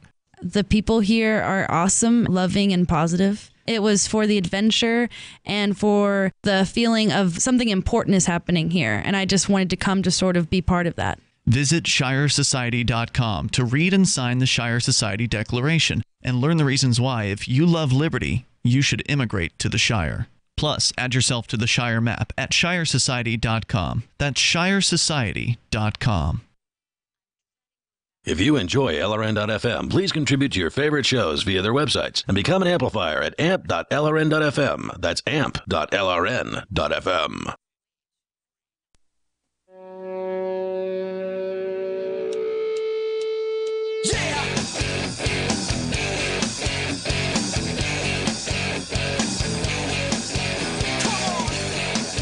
It is Free Talk Live, and of course, you're invited to join us here and take control of the airwaves, whether you want to talk about No Shave November apparently being under attack by feminists. Mark's going to tell us a little bit more about that coming up here. With you in the studio, it's Ian. Melanie. And Mark. If you want to help build a better financial system for everyone, you ought to join Dash. Dash is Digital Cash, a digital money platform designed to replace cash and help people manage their own wealth. It's fast, it can be private and easy, fees are low, and they're going to get even lower according to what I've been reading on the internet over the last weekend, which I'm really excited about.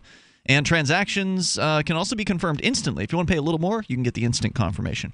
You can pay anyone, anywhere in the world, anytime for just pennies on the dollar. Dash is decentralized, run by users who earn rewards for helping run the network and make governance decisions. Anyone can invest in Dash and earn rewards for helping run the Dash network. Join Dash and help create a better financial system for everyone. Take back control over your financial future today and find out more at Dash.org. There's a lot of momentum behind Dash right now, so go to Dash.org and find out why. how will we describe Dash once the fees come down to below pennies on the dollar? So like right now, you might spend 2 or 3 cents or 1 cent to send a Dash transaction. They're talking about taking that down to 1/3 of a cent per Dash transaction. When you say transactions of pennies on the dollar, it's not pennies on the dollar, it's pennies on the transaction. That's true. You could send $10,000 for the same 2 or 3 price as cents. $10, yeah. What you would say is for fractions of a penny. Fractions of a penny, yeah. I'm looking forward to that with Dash. I think that's a big deal. Yeah, I think what Dash is doing there, wisely, is going into direct competition with Bitcoin Cash. Yes, and which is why I think Bitcoin Cash took a hit over the weekend after Bitcoin Cash had rallied up big time to as much as 40% of the price of a Bitcoin, from down to they were as low as 7% when they started the rally. So I mean there was a huge shoot up, but then you also saw Bitcoin Cash fall as Dash was shooting up, and Dash has hit record highs as of this weekend. Yeah. So I think it was taken away from Bitcoin Cash on this news about Dash going to lower its fees. Yeah, I think Dash is it's better tech than Bitcoin and Bitcoin Cash. Now, whether it's scalable long term, that will be very interesting to see. They're doubling the block size with their next update, so they're way ahead of. Because I looked at the last Dash block size and it was like 12 kilobytes. So they're way ahead of the game. And on the great scaling. thing is they've got a development team that's paid through the Dash network, and right. they're They don't have to working rely on volunteers all the time. They don't have to rely on volunteer developers. So anyway, check out Dash. It's pretty exciting. Dash.org. And by the way, they've taken the 5th spot due to the price increase, number 5 on the world crypto charts. So top 5 now, which is great news for Dash.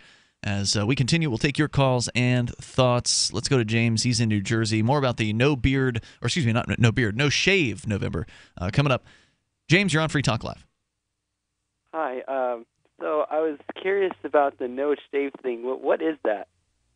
Well, I don't know because I don't actually participate in it, but I believe it's basically a phrase.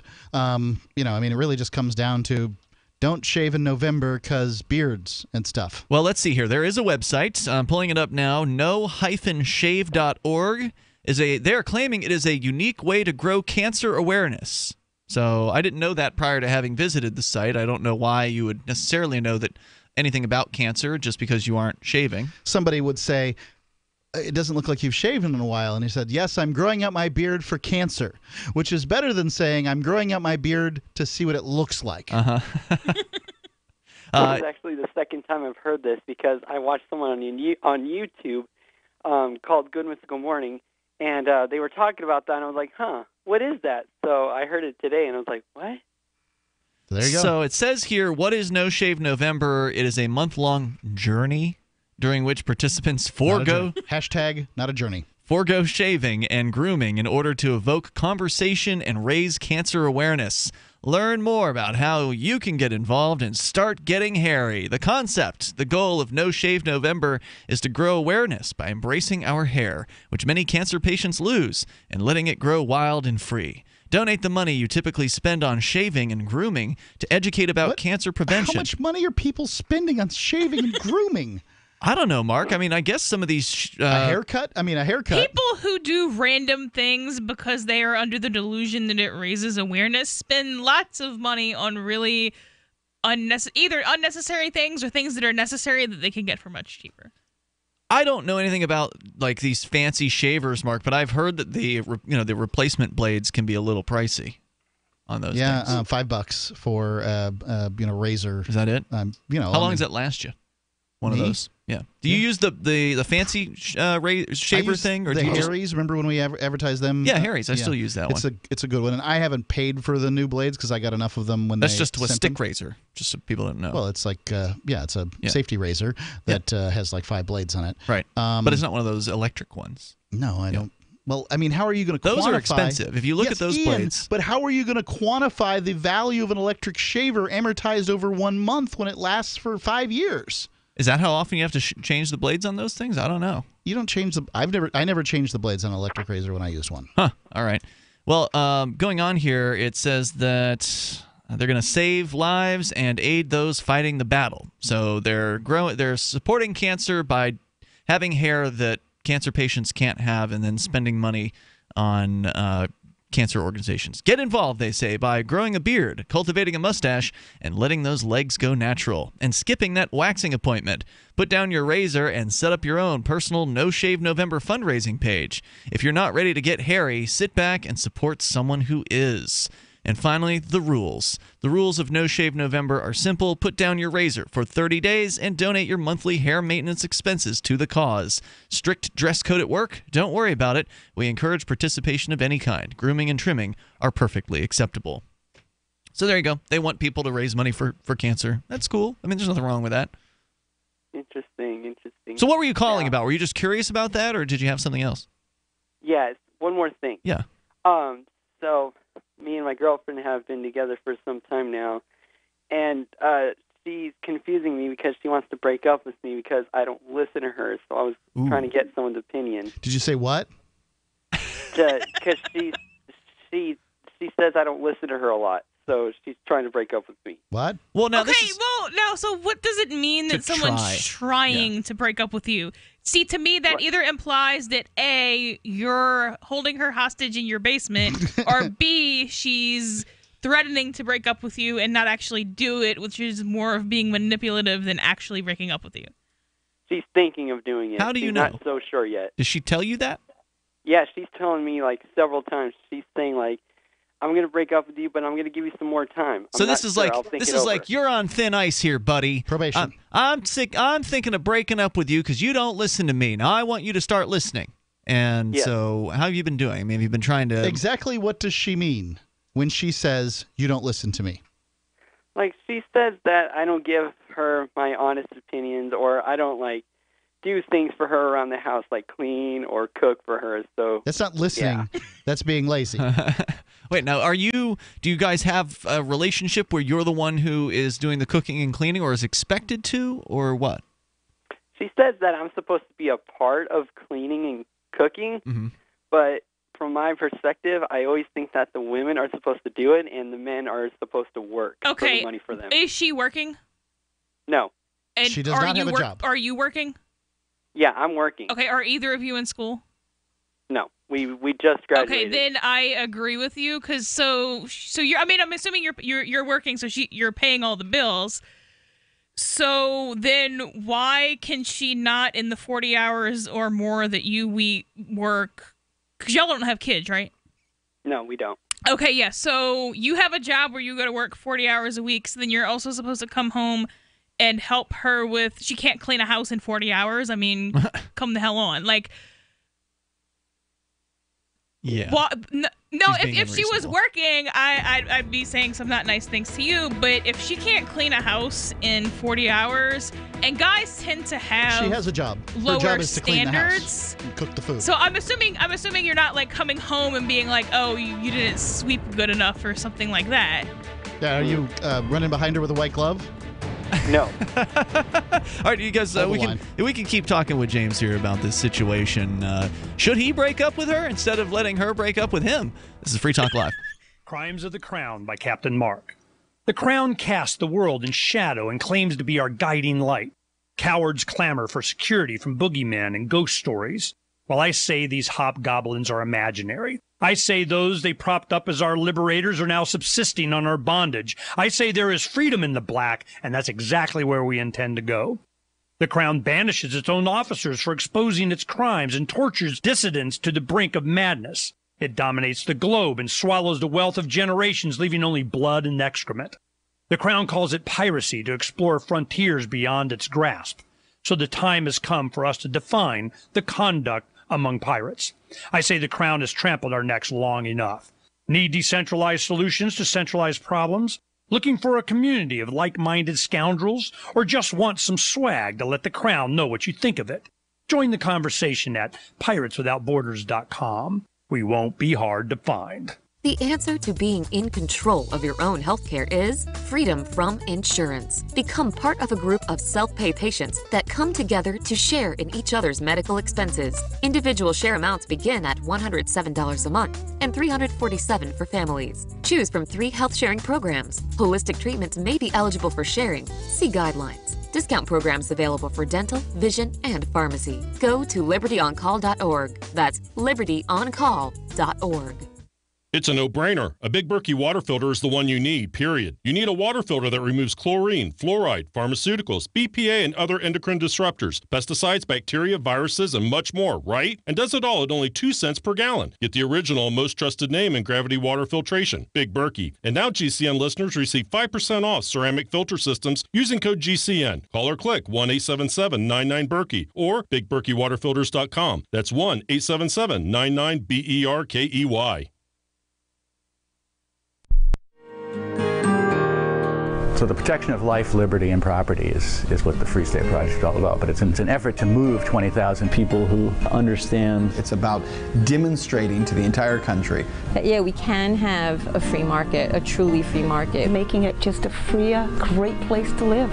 It's the world's largest voluntarist libertarian community, and it's only getting bigger. That's amazing, to be able to move to a place where other people passionately believe in being free and independent. What the Free State Project is managing to do, though, is to put their money where their mouth is.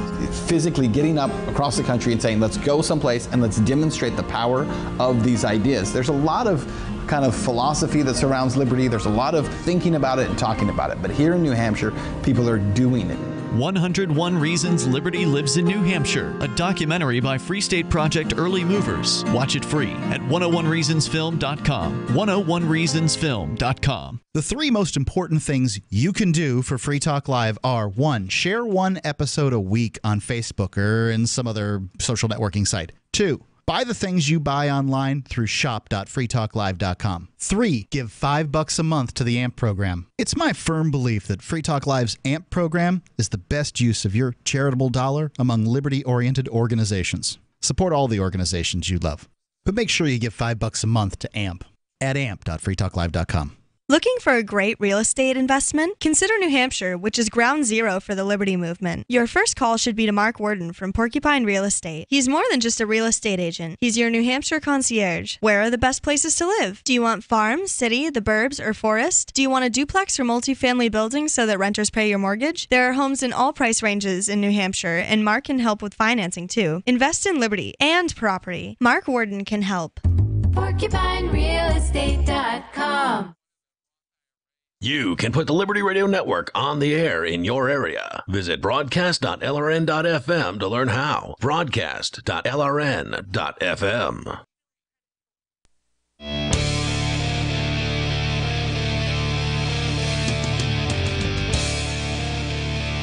This is Free Talk Live. You can dial toll-free here and bring up anything that you want. Our number is 855-450-FREE, like freedom.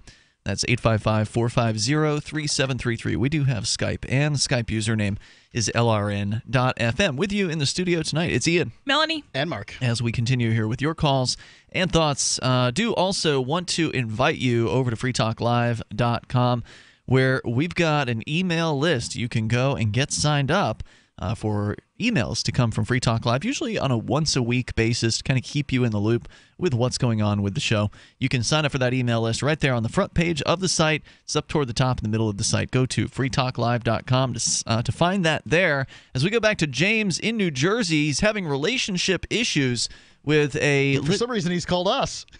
with a live-in girlfriend who is, according to you, James, she's wanting help in the kitchen with cooking and also cleaning. Wanting cleaning assistance from you. But as what you just told us in response to Melanie's questioning was that you're the one who's working all week, apparently, to support the household, and she's not. So what does her day look like? What is it that she does? Do you know? Well, I'm usually at work, so I really don't know what she's doing when I'm at work. But I bet she's watching TV, cooking, cleaning.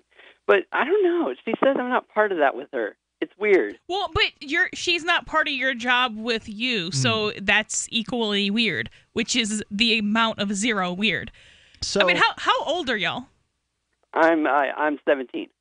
Oh, wow. You're already moved out on your own? Supporting a 2-person family on your wages as impressive. a 17-year-old? Well, congratulations on that. How old is she? Yeah, how old is she? Let him answer that question. She's also 17. That's pretty unusual. Like, how did y'all end up getting out of your parents' house so You got a early? note from her mom? No, Okay. we met at a bar, and we kind of talked it over with our parents, and they agreed with us. You met at a bar? Yeah. In America? No. Maybe they met in Louisiana, no. but No, we met in Florida. Okay. That's in America. It's that's in iffy. America. Why were you in a bar at age 17 or 16? because he can. That's none of our business. No, I wasn't actually in the bar. I was at a restaurant next to a bar. Okay. How did you meet her? It was part of a job interview that I had, and I came out, and she was actually a waitress there. So she served me, and we kind of talked. At the bar or the restaurant? The restaurant. Okay. And we kind of just chit-chatted it up, and about a month later, we got together. And she decided to quit her job as a waitress? Yeah, pretty much. No, and I'm assuming she did this, especially since the opinions you've already said, she did this kind of with your either suggestion or at least approval. Yes. Quitting, you mean? Quitting the job, Mm-hmm. yes. So when you make that approval, here's a little lesson in life. Terms should be placed on it. Terms need to be placed, right? Generally, you should also have terms before you move in with somebody as well. I'm going to say that she does have a job. Her job is to take care of the house until she gets another job, because there are people that make money to support the house and there are people that provide labor to support the house. And if she isn't making money to support the house, then she should be providing the labor to take care of the house. Right. Now, I will say that if you are making an inordinate mess, which as a 17-year-old I want to do, then you're responsible for it. So you can't just leave. You can't expect her to clean up a big mess. That right. You can't just every evening leave a whole bunch of crap on the coffee table and expect it to be taken care of the next day, or a giant ring in the sink from shaving or whatever it is. You got to clean up after yourself. For sure. Well, to some extent. To some extent, if you have someone who you're paying essentially to clean your house, I mean, you can't go just dump a gallon of milk on the floor for funsies. Right. But to some extent, that is their job. If their only job is to clean the house, to some extent to clean up after you. Now, at the end of the day, what you're wanting is kind of the traditional, or at least at this quasi-traditional, is the separation of labor, divided roles. And if that's not what she wants and that is what you want, then you both kind of have to make a decision. But it is in no way what she's trying to get right now is, and she is kind of young, is she wants the male to have the traditional male roles and both people to split the traditional female roles. And that's not really how it works. You can either go the traditional route, or you can do what is, in my opinion, not less efficient and split everything. And you can do that, but I mean, I'm not sure what she thinks her role is. She thinks her role is cleaning and cooking, and I have to be part of it. But then why doesn't time for her to be part of the working world? Our relationship is weird, I know. Time for her to be part of or just go ahead and wuss up here and take care of the anything she asks you to do. I mean, by all means, don't do that. Just go ahead and do whatever the lady says because she's being unreasonable. I mean, it is the tack that a large number of men take in this world, and that's why women get away with a lot of BS that they wouldn't. That and the fact that they can marry the state, they get away with a lot of BS that is just patently unreasonable. Do you have a box of condoms in the bedroom? No. Get one. Okay. Because you don't want to knock this girl up. Yeah, this is Mark? bad news. So here's my guess: is she's either you're going to have a heart-to-heart with her and she's going to change her mind that she's been wrong up till now, or, and this is much more likely, she's going to maintain her position because she's 17, female, and hasn't run into a problem like this before, and there's some gal out there who's saying it's completely outrageous. He's not taking care of half of the housework, and I would agree with that gal if she had a job, if your girlfriend had a job. But since she doesn't, then I say she's responsible for the housework. But I'm sorry, but real life has to smack her in the head. About how life works before she's going to change her opinion in all likelihood. So please don't create the situation where you are stuck with this woman's irrational behavior until such time as she changes it, because the relationship is in all likelihood formed, right? Like it is the way it's going to be. It's very difficult. It is easy to form a relationship early on, in the first few hours, days, minutes, or whatever. Hard to change it once it is formed. And but you got to talk about it. Yeah, you got to attempting to reform it is always something that you can do, but people tend to relapse into their old ways of being unless they've reached a turning point in their life. Turning points usually come from pain. Is she going to want to go back home to her parents if she breaks up with you, or is she going to flip over to another guy? What do you think? She told me she'd go back to her parents. Both one and two. And just to clarify something that I think is already clarified, but because people are obnoxious when they're viewers, you're not commenting on the quality of the cleanliness or the food or saying that it needs to be better or more or anything like that, right? No. I think everything's perfect the way she does. Yeah, and I pretty much knew that, but I don't want to get 20 million comments later. So at the end of the day, you have to decide what kind of relationship you want, and if you want the traditional roles relationship and she doesn't, then this doesn't it's not going to work. I think her expectations are unreasonable, but you can't make her be reasonable. You can have the conversation and then you can decide to stay or not. And I do agree with Mark on it sounds like he would be staying and she would be leaving because he's the one paying the rent. Leaving the relationship, not leaving the physical area. And I agree with Mark on the birth control thing, because women will definitely. I've had women I didn't know at work walk up to me and be like, "Oh yeah, I got pregnant on purpose." The pill failed. I didn't take it for a week and a half. Well, you weren't on a pill. Your purse was on the pill, and your purse isn't pregnant. So I guess the pill worked fine. Yeah, but she did it to lock in the dude, is why she got pregnant? Yeah, that's normal. Yeah. See, the thing, birth this control is why I got works a vasectomy. Unless there's, a specific thing that causes it to fail, it works. So if somebody is saying they're on birth control and and they get pregnant and there's not, a specific thing oh, this batch was bad or whatever, then they're lying.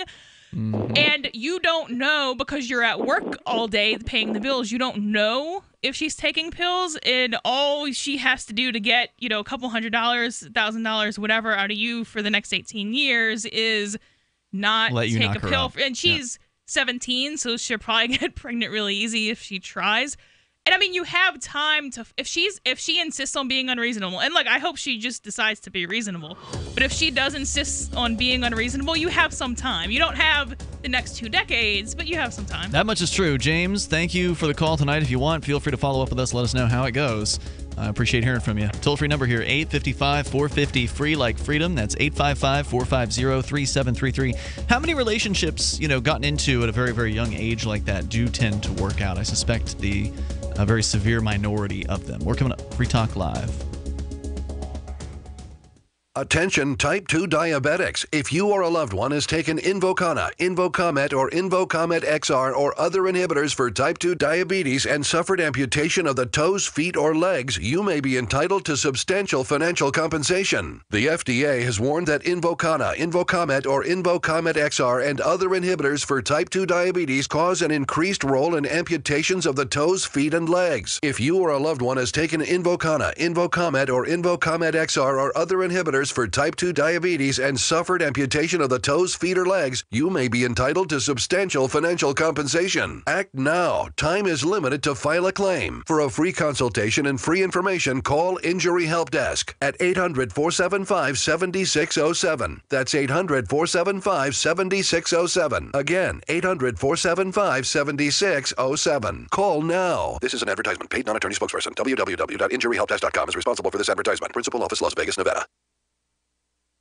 Are you tired of governments murdering people around the world? Stop using their money. There is an alternative. Bitcoin is a stateless, free market, non-political currency. Bitcoin cannot be inflated or controlled by any government. By using their money, you are helping the state. Stop doing it! You have an incredible alternative available now. Learn it, use it, spread it. Get started with Bitcoin at bitcoin.com. That's bitcoin.com. Did you know you can watch Free Talk Live during our live shows 7 days a week from 7 to 10 p.m. Eastern via our studio cams at cam.freetalklive.com? Plus, you can chat with other listeners while you watch, all totally free. Now that our live video stream is hosted by YouTube, our video archives will be online even faster, so be sure to subscribe to our YouTube channel. Listen, watch, and chat all free at cam.freetalklive.com. That's cam.freetalklive.com. You're listening to the live edition of Free Talk Live. Hour number 3 is next after the news here on the Liberty Radio Network at LRN.FM.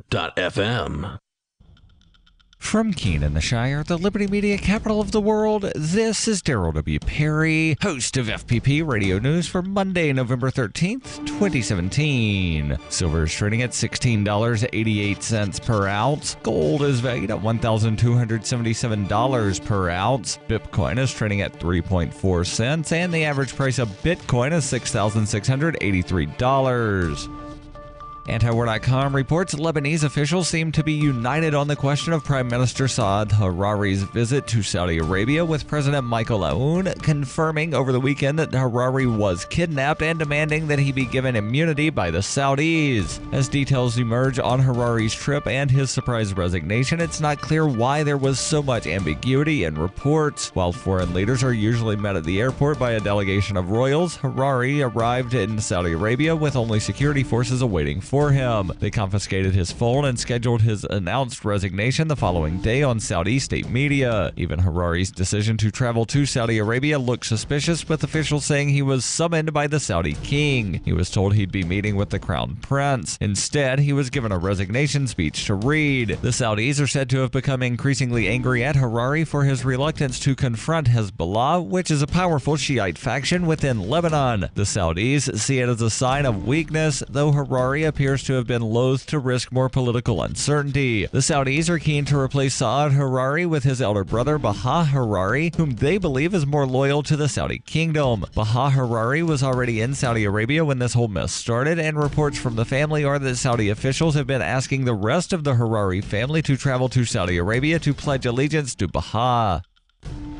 Are you an advocate for free market money? Do you promote Bitcoin as an alternative in a fiat-centric world? Then you need Spend a Bit in your arsenal, the search engine for things you can buy with Bitcoin. Spend a Bit aggregates millions of products from thousands of Bitcoin-enabled merchants. Keep your money in the free economy. Visit spendabit.co today. Bitcoin merchants, ask about our merchant suite to reach even more customers. Spendabit.co. UPI reports Cascade Investment LLC, an investment group controlled by billionaire Bill Gates, purchased a large plot of land in the Arizona desert to build a city of the future, according to reports. Cascade Investments paid approximately $80 million for a large stake in a 24,800-acre development called Belmont, located about 45 minutes outside of Phoenix. The area is mostly entirely undeveloped at the moment and has few residents, but development firm Belmont Partners said they have big plans to turn the swath of desert into a smart city. In addition to 80,000 residential units, Belmont Partners said the new city will have 3,800 acres for office, commercial, and retail space and 470 acres for public schools. For over 40 years, Roberts & Roberts Brokerage has been a trusted source for buying and selling precious metals like gold and silver. And as a Bitcoin-preferred business, Roberts & Roberts Brokerage has removed the minimum purchase amount for all orders paid in the digital currency. Call Roberts & Roberts Brokerage today for knowledgeable advice on buying and selling precious metals and a forward-thinking approach to new technologies. 800-874-9760 or visit online at rrbi.co.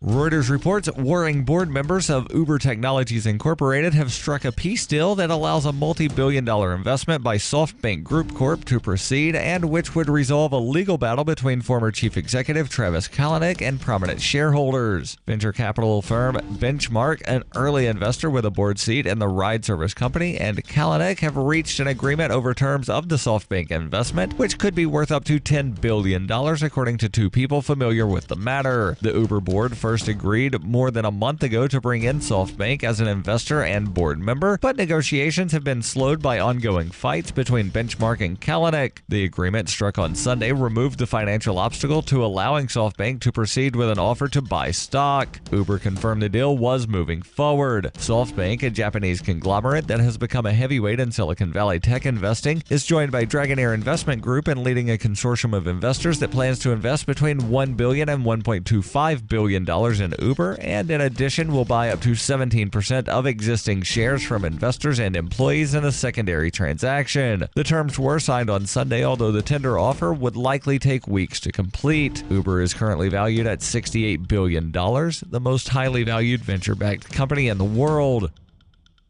This has been FPP Radio News, online at fppradio.com. Last month, the FDA approved Hallucex, a new class of weight loss drug that helps users avoid overeating by producing nightmarish hallucinations whenever food is around. Hallucex targets the brain's cerebral cortex, stimulating the centers responsible for fear and visual processing. Test subjects reported an unprecedented decrease in appetite and showed dramatic weight loss, with only 18% reporting night terrors or subsequent cardiac arrest.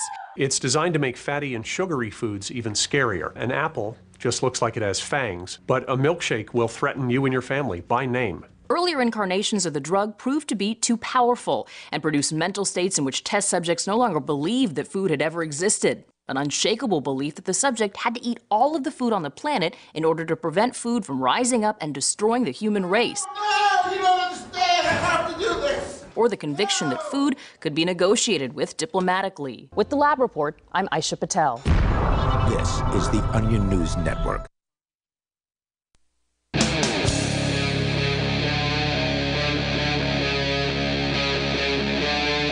Free Talk Live. It is Free Talk Live. We invite you to join us here, toll free. You can take control of the airwaves, bring up anything that you want. Our number is 855-450, free like freedom. That's 855-450-3733. Joining you tonight, it's Ian, Melanie, and Mark. We're going to go back to your phone calls and thoughts. But coming up, Mark, you're going to be telling us about this No Shave November. Apparently, it is under attack from some in the feminist movement. We just learned what it really was in the last hour. Apparently, it's supposed to be a promotion for donating to charity. The No Shave November, the idea being that people who apparently shave a whole lot should save their shaving money for the month and then they did donate say grooming, and I suggest that maybe they're just saying don't cut your hair or anything else, because I don't spend that enough on shaving that the amount would be worth giving to a any organization. I mean, they'd say thank you, but and you shave every day. I do, yeah, generally. Yeah, I mean, I'll have shavers last me for until I feel like throwing them out just because the rust takes over. Let's go to EJ. He's in Clarksburg, West Virginia, listening online via the TuneIn app. Go ahead, EJ. Good evening, Free Talk Live. How you guys doing today? Welcome. You're on the air. Awesome. So I want to thank you for talking about Dash as much as you have recently. I completely missed the boat on Bitcoin. I'm one of those guys who discovered it back in 2012, and when it was a lot more affordable, and thought to myself, you know what, this doesn't sound like it's ever going to be viable in any type of marketplace, so I'm just going to, let this fad pass, and then sure enough, here we are. But I've gotten into Dash over the last couple of months here. I own almost $300 worth of it right now. All right. And I've been talking to a lot of people. Just over this past year, cryptocurrency has become a huge part of my world. And I've been talking to some people around here about it, and I'm probably one of maybe a dozen people in the state of West Virginia who even know what it is. But I was having a conversation with a friend of mine just the other day, Saturday, and I was explaining to them how crypto worked, and especially how Dash worked and how it was a little bit different. And we came across the conversation. We came up to the topic of mining cryptocurrency. Everybody wants to talk about mining. Yeah. Well, because he was interested. He was like, "What does it mean to mine it?" So I was telling him, I was showing him pictures of ASIC miners and stuff like that, and I talked to him about how it worked with Dash, about how it's different with Dash in the sense that you don't get the entire reward. You get 45% of the reward. That's correct. 45% goes to the masternode and 10% goes back to the treasury. And right, as opposed to Bitcoin or many other cryptos where the miners get 100% of the mining reward, meaning they get all of the Bitcoin that gets mined. The Dash miners get 45%. Right, and it almost seemed like a gotcha moment for him for a second, because he was like, "Wait a second, that sounds like taxation." And I said, "Well, no, that's not what that is. First and foremost, there's no government involved. It's a decentralized network. There's no force. There's no force involved. Yeah, if you don't want to mine Dash, then don't mine Dash." Yeah.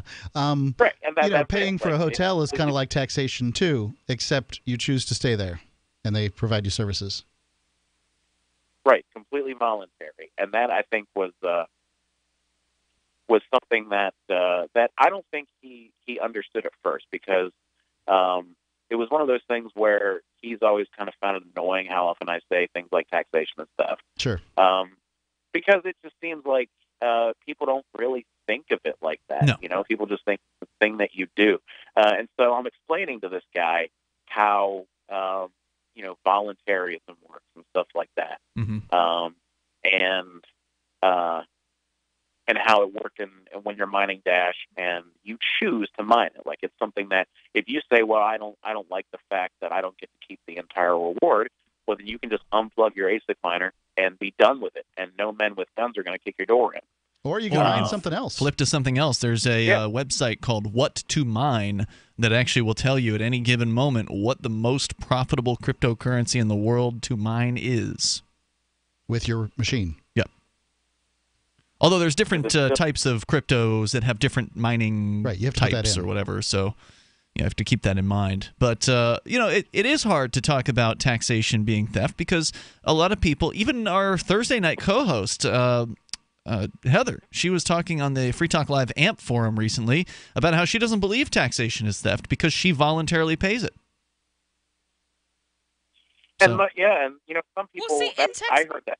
My answer to, and I'm usually talking to socialists when I say that, and I don't think Heather is a socialist, but so if taxation is voluntary for you, then you're funding a terrorist organization, and you're wrong for that. That's a great point. So if this is voluntary, then you need to stop it, because then now my accusation towards you is that you're funding terrorists. Wow, I love that. I had never. I mean, obviously it's true, but I'd never heard it put that way before. But some people just aren't good prospects. I'm not saying your friend isn't. Was he able to at least grasp what you were trying to communicate to him? Actually, yeah, it was a very, very good end to the conversation. Good. He was like, I never really did think of it like that, because I asked him, and it's the same thing I would ask Heather. I'm like, because he said something like that. He was like, hey, I got no problem paying taxes. I was like, okay, but what if you did? What if you woke up one morning and you said, my finances are seriously tight. I got to come back on something. Maybe I should cut back on paying taxes for just a little while until I can get a little bit more financially secure. And I asked him what he thought would happen. He's like, well, I'd get a letter in the mail saying that, I need to do that. And I'd be like, and what if you just kept ignoring it? I was like, the logical end to this is men with guns are going to kick your door in, and they're going to demand that you pay up, or they're going to lock you up. They're also going to tell you about all the services that they provided you that you never asked for, you never contracted for. That, here in the United States, I don't know what it's like around the rest of the world, but if somebody sends you something in the mail, it's yours to keep. You didn't have to, like, if they just send you, I don't know, an iron, a waffle iron, and then send you a bill for a waffle iron, you don't have to pay the bill, because they just didn't order it. You didn't order it. You didn't agree to pay for it. It's just you got a waffle iron. But yet, when the government does that, if you don't pony up, they're going to send men with guns. The government says we've scoured the globe hither and yon, blowing people up in your name. Here's your bill. Pony up. Well, good, EJ. I'm glad to hear that that conversation went in a positive direction. And was there anything else you wanted to share with us tonight? Not really. That was the only thing I wanted to ask, was just kind of get your opinion on that that taxation thing. But it seems like we're all on the same page with that. Right on. Thanks for the call, EJ. I appreciate hearing from you. The toll-free number tonight is 855-450-FREE like freedom. Dan is in Nebraska, listening online to the LRN.FM app. Go ahead, Dan.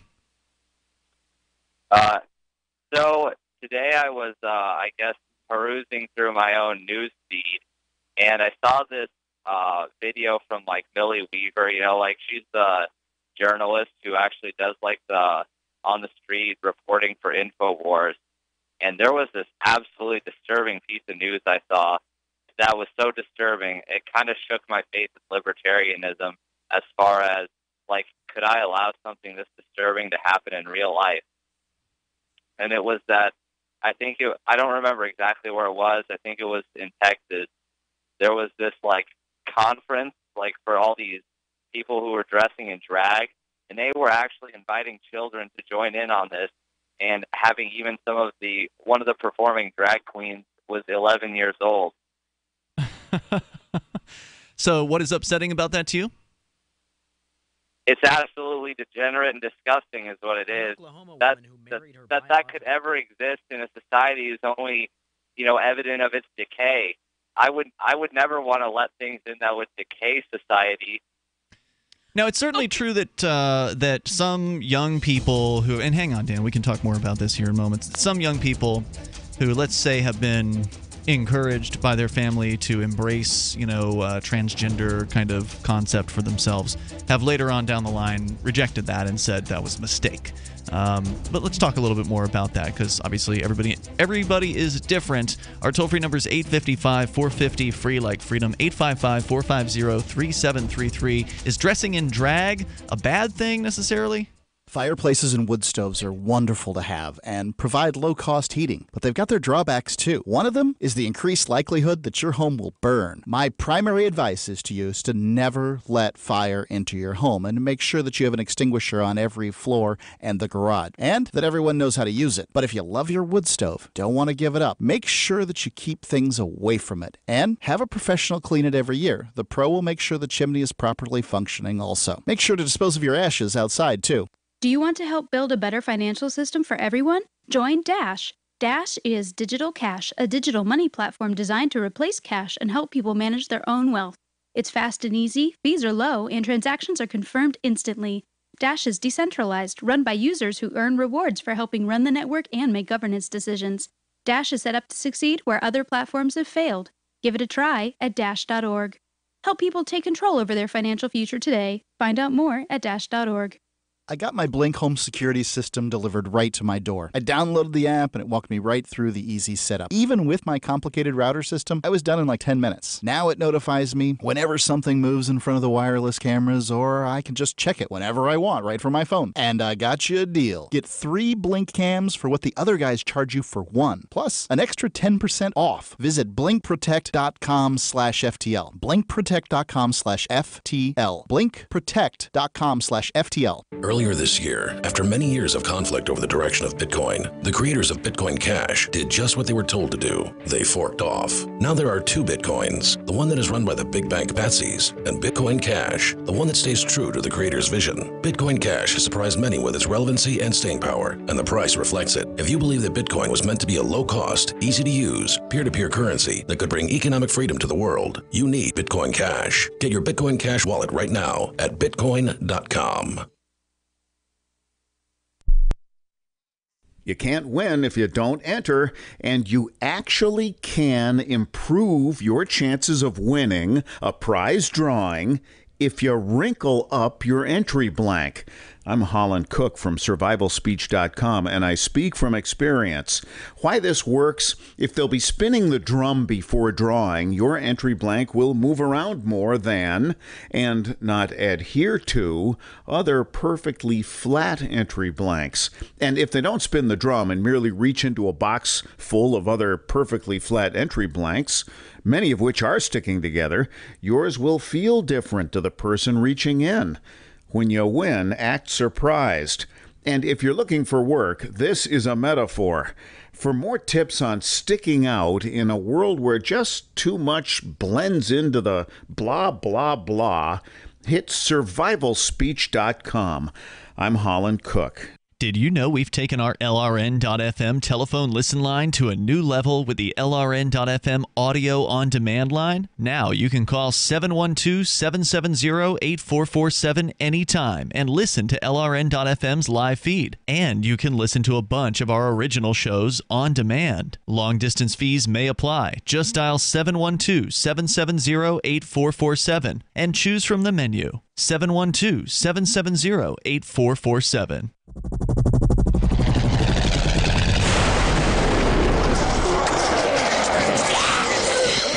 In Survivor Max 2, School Bites, Max must scavenge through a wasteland swarming with the undead. Desperate to find the medicine he needs, he discovers a community of survivors at his former school. Has he finally found the safe haven he's been looking for, or will he discover that school bites? Look for Survivor Max on Facebook, read reviews on Amazon, and read Chapter 1 at survivormax.com. You can connect with the Liberty Radio Network via our Facebook page at facebook.lrn.fm. That's facebook.lrn.fm.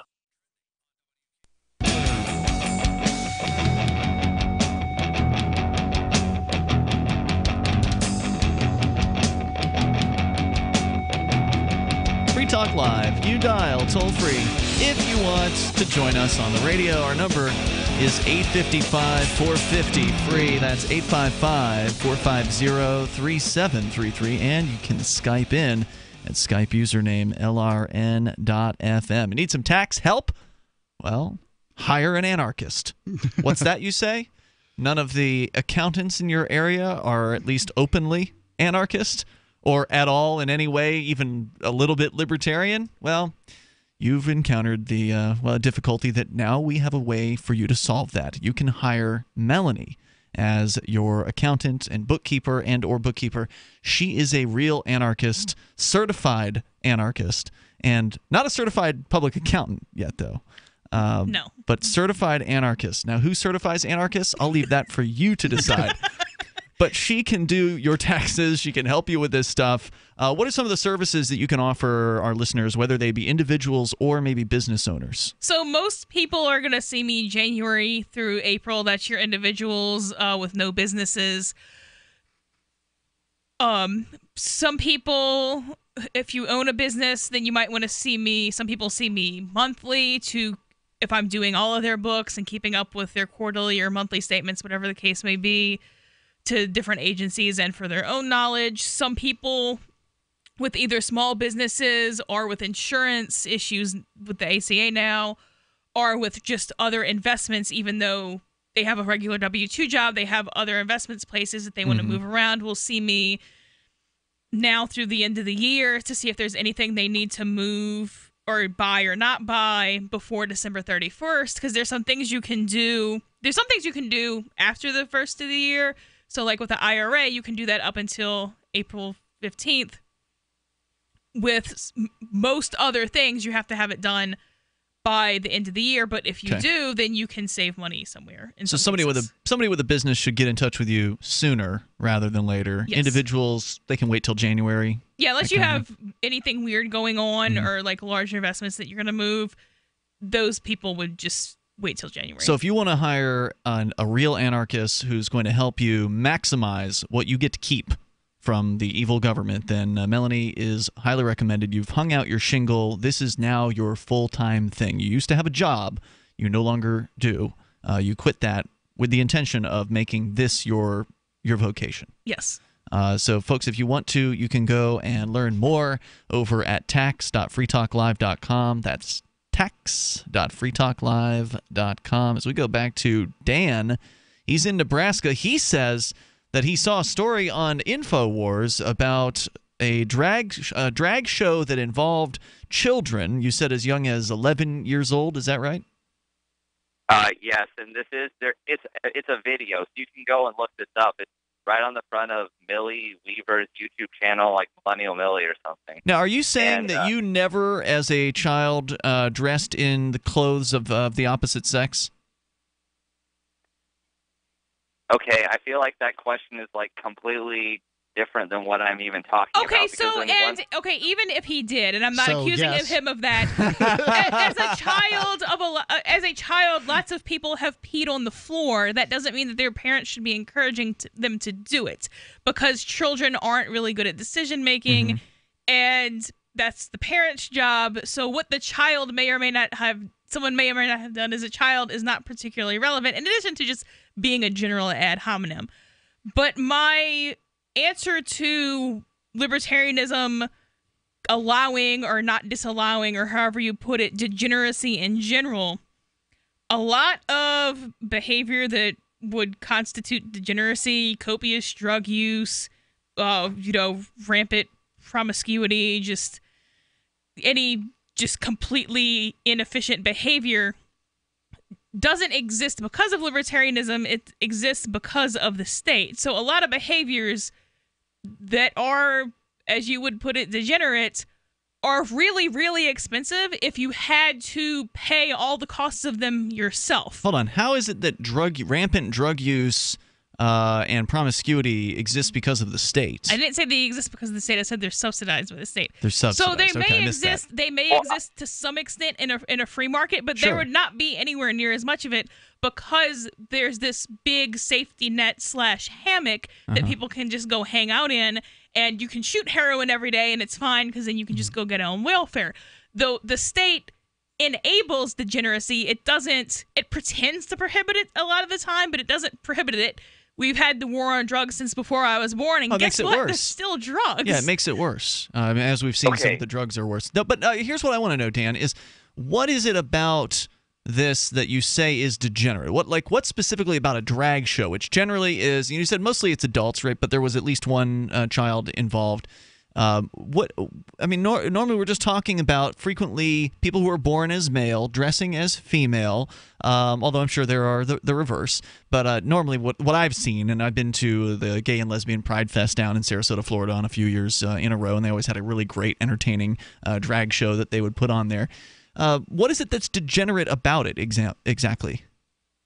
Well, I'm going to say that, but first to Melanie.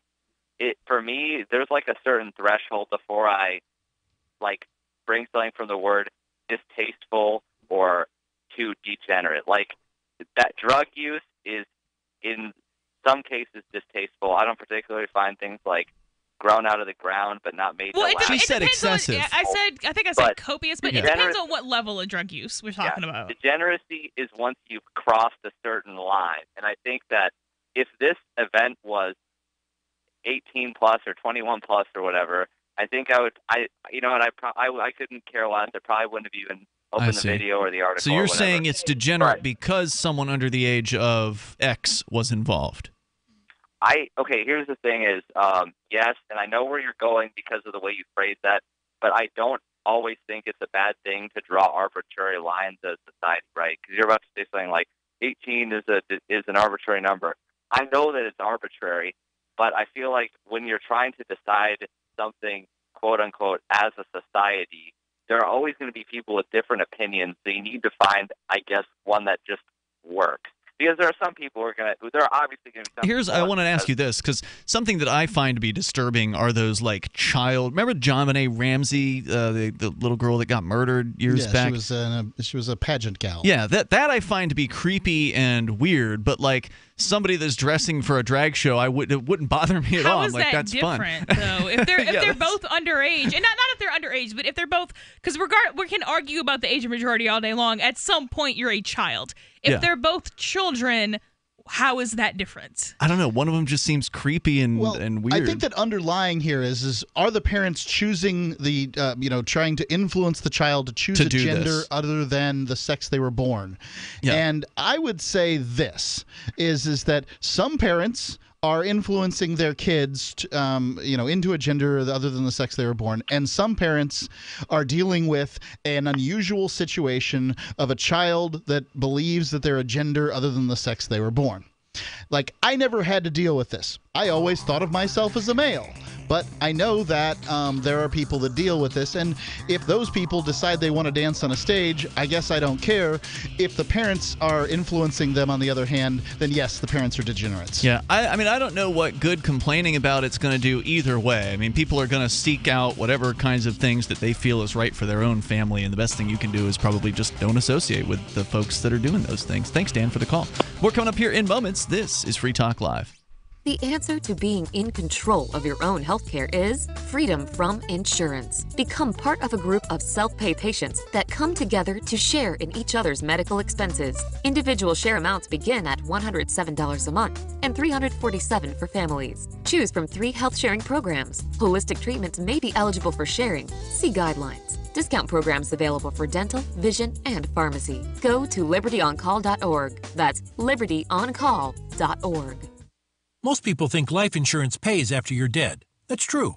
But did you know you can have tax-free access to your life insurance while you're still alive? You can use the life benefits of your life insurance to grow your money with certainty and guarantees. No stock market risk, no tax risk, and no penalties. Call Life Benefits if you'd like a free book about how this can be done. Call 702-660-7000. That's 702-660-7000. Free Talk Live. So what would you imagine how long this body was sitting there for? A matter of weeks? Months? Probably months.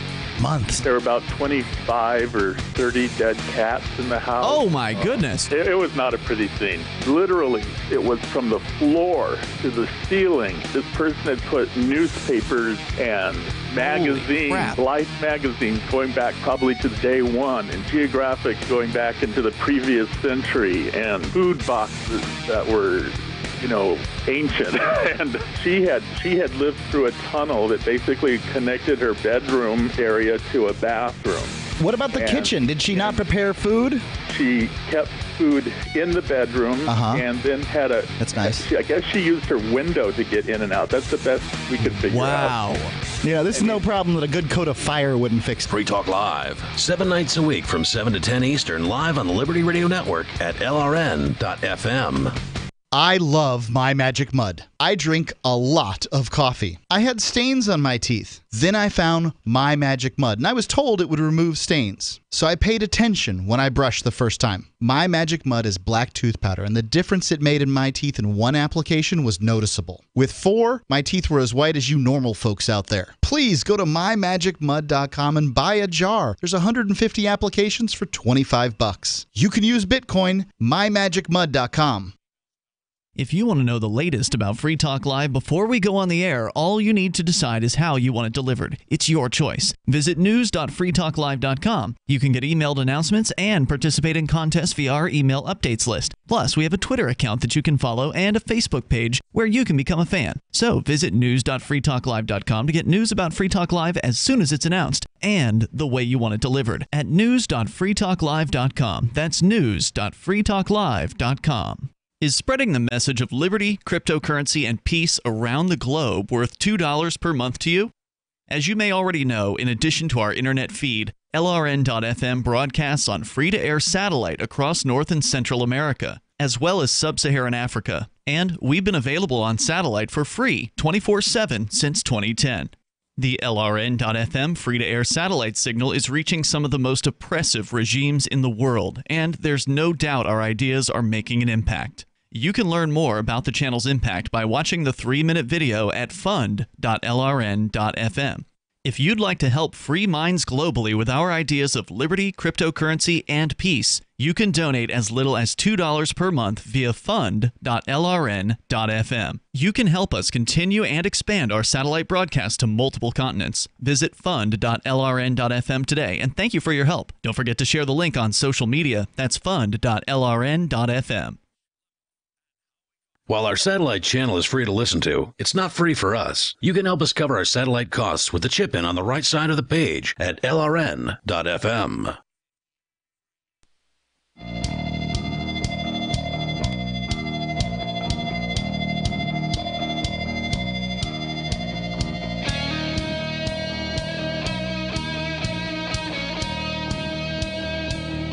It is Free Talk Live.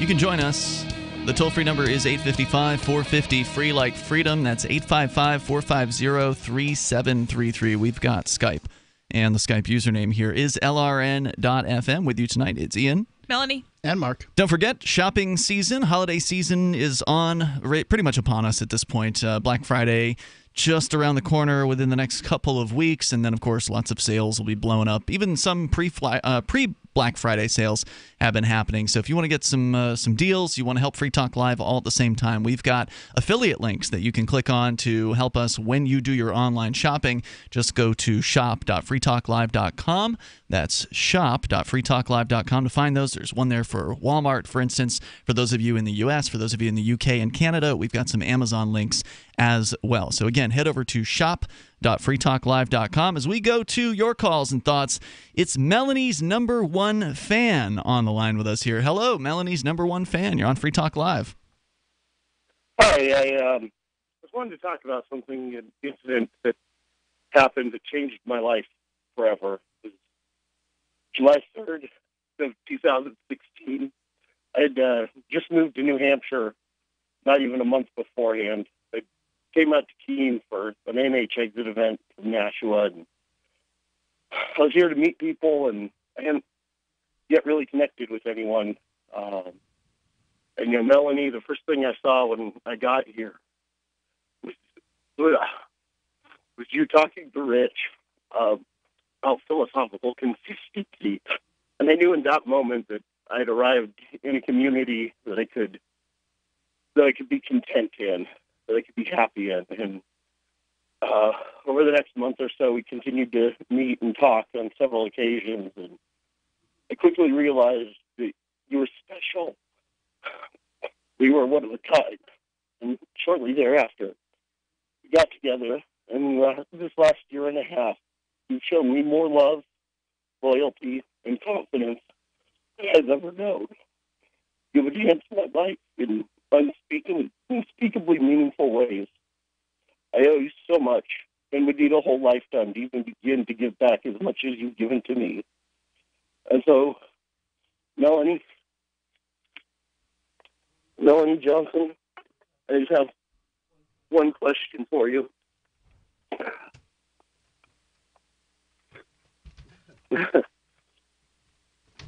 Will you marry me? Yes.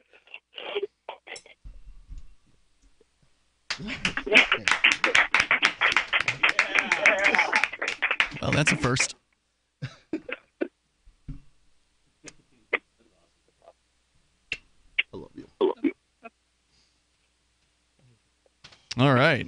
Congratulations. That's Melanie's, previous boyfriend, now fiance, Bob, is here in the studio. And obviously a very emotional moment.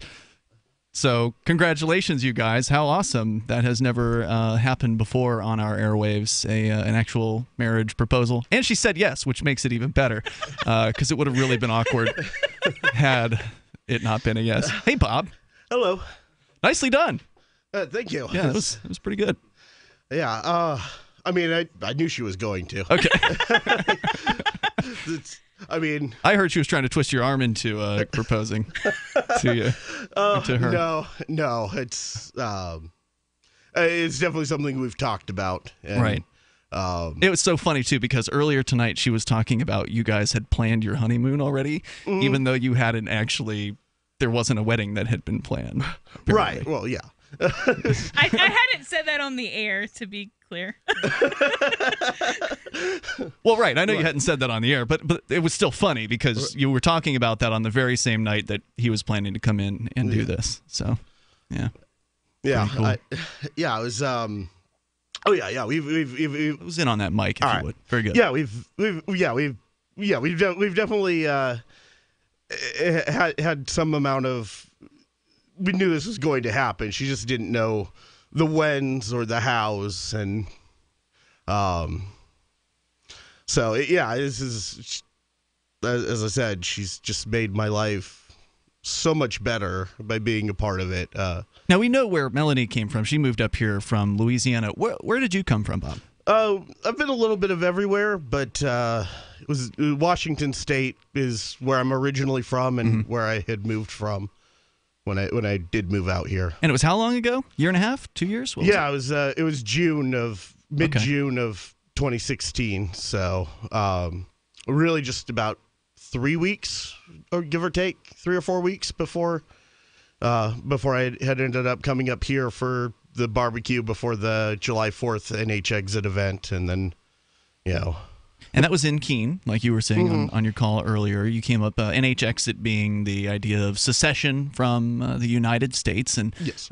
You came out, and that was your first time meeting Melanie, because she had moved originally to Keene, was actually living next door at what was the Keene Activist Center for a time, and then ultimately decided to move out to Manchester, because that's where you both were going to be working? No, it was... I was actually living in Nashua, and then somebody that she went to law school with is a real estate agent up here, and knew a guy who was renting out, who had just bought a house and was renting it out. And so right on. Yeah. And so here you guys are, Melanie. I mean, obviously a very emotional moment. What do you want to say? Besides yes, which you already did. It's awesome. Weren't expecting it like this, huh? No. Very cool. All right. Well, if you guys want to run off, you don't have to feel obligated to stay for the rest of the show. It's up to you. Mark is now examining her ring there. Is that meeting your approval there, Mark? He gives the thumbs up. All right, right on. So obviously you're pretty happy with your move to New Hampshire. Oh, well, absolutely. I expected a lot, but not this much, huh? No. Okay, cool. That's really cool. And one other interesting aspect about the two of you is Melanie is an atheist. You're a Christian. Yes. How does that work? Apparently pretty well for the two of you. Yeah, it's. She's obviously not one of those mean atheists, because otherwise she'd be constantly going after you. Right. No. Well, he's not one of the mean Christians. Okay, perfect. True, too, yeah.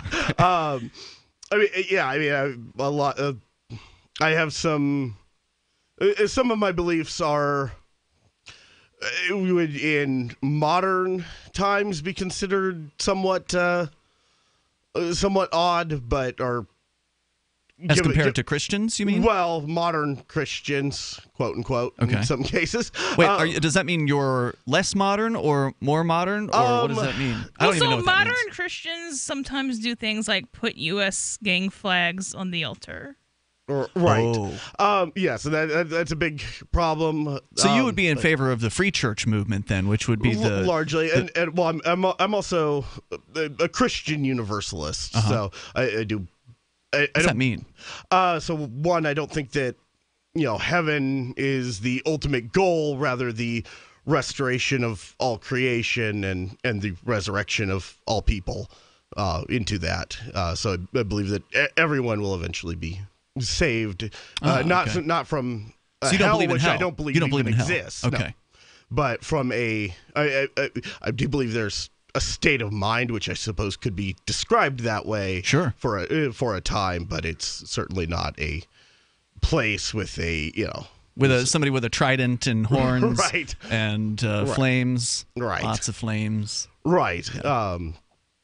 And I mean, and as such, like, I see that there's a lot of, like, I think it's a very important thing, and it's something I talk about, but there's other important things like human freedom and human liberty, and I mean, that's why you moved here. Yeah, and our ideas on that are, in lockstep.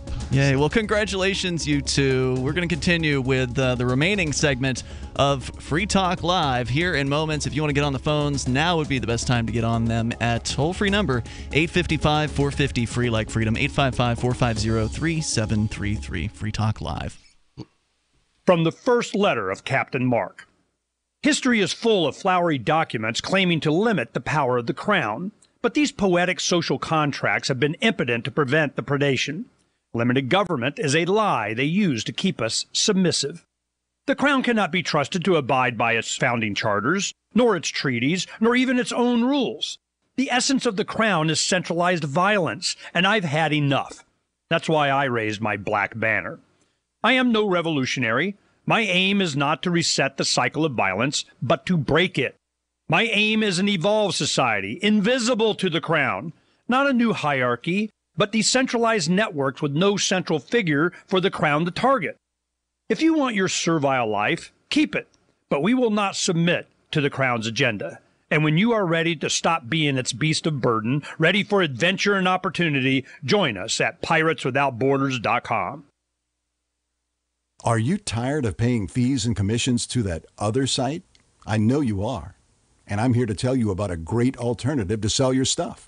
BuySellMakeOffer.com is the best-selling site to ever come along. It doesn't matter what you're selling, big or small, it's easier than ever. And you can use Skype to show your items and get to know your potential buyer, and they can see that you are for real. No more blind trust. And you're not limited to snapshots. You can video what you're selling to better sell it fast. For as little as $9.95, and that's after a free 30 days, you can sell everything you no longer want with absolutely no fees, ever. Go right now to BuySellMakeOffer.com and become part of a community of buyers and sellers who have already discovered this revolutionary way of getting it sold online. That's BuySellMakeOffer.com. You'll never regret making the switch. BuySellMakeOffer.com. So, what are you waiting for? Hi, I'm Derek J. To me, an activist's calling is to actively work to advance a cause. The cause for which I work is personal freedom. I believe my life is best when I engage in voluntary interactions and self-government. I reject the idea that anyone else has a higher claim to my life or my body than I do. I see people who call themselves the government as a threat to my personal freedom. I realize you may feel differently, but my relationship with the people who call themselves the government is completely involuntary. If Starbucks used some of its money to drop bombs, I wouldn't shop there. So why would I support the American empire? The empire does not require my consent. Derek J's Victimless Crime Spree. Watch it for free and order the Director's Cut DVD at victimlesscrimespree.com. That's victimlesscrimespree.com. Here's a chance to do a little activism while you're cruising Facebook, Twitter, or Google+. Between the LOL cats, the recipes, the hot girls, and the inspirational sunrise memes, Free Talk Live's posts pass by your newsfeed. Like them, comment. It gives us more exposure. If you don't see our posts, click like at facebook.freetalklive.com and then hover over it to click Get Notifications. It's an easy way to spread the ideas of liberty a bit further. I know you're busy, but you can spare that 1/10 of a calorie it takes to click on something. facebook.freetalklive.com. Ross Ulbricht was convicted in early 2015 of running the infamous Silk Road underground market. The Silk Road was a gift to humanity and helped reduce the harms brought on by drug prohibition. For this good deed, Ross has been sentenced to life in prison with no possibility of parole. Now, an appeal is Ross's only chance, and he needs your support. Please visit freeross.org, where you can contribute via various methods, including Bitcoin. Visit freeross.org. That's freeross.org. Help get LRN.FM into more ears. Visit promote.lrn.fm for a free bumper sticker, flyers, banners, graphics, and more. Promote.lrn.fm. All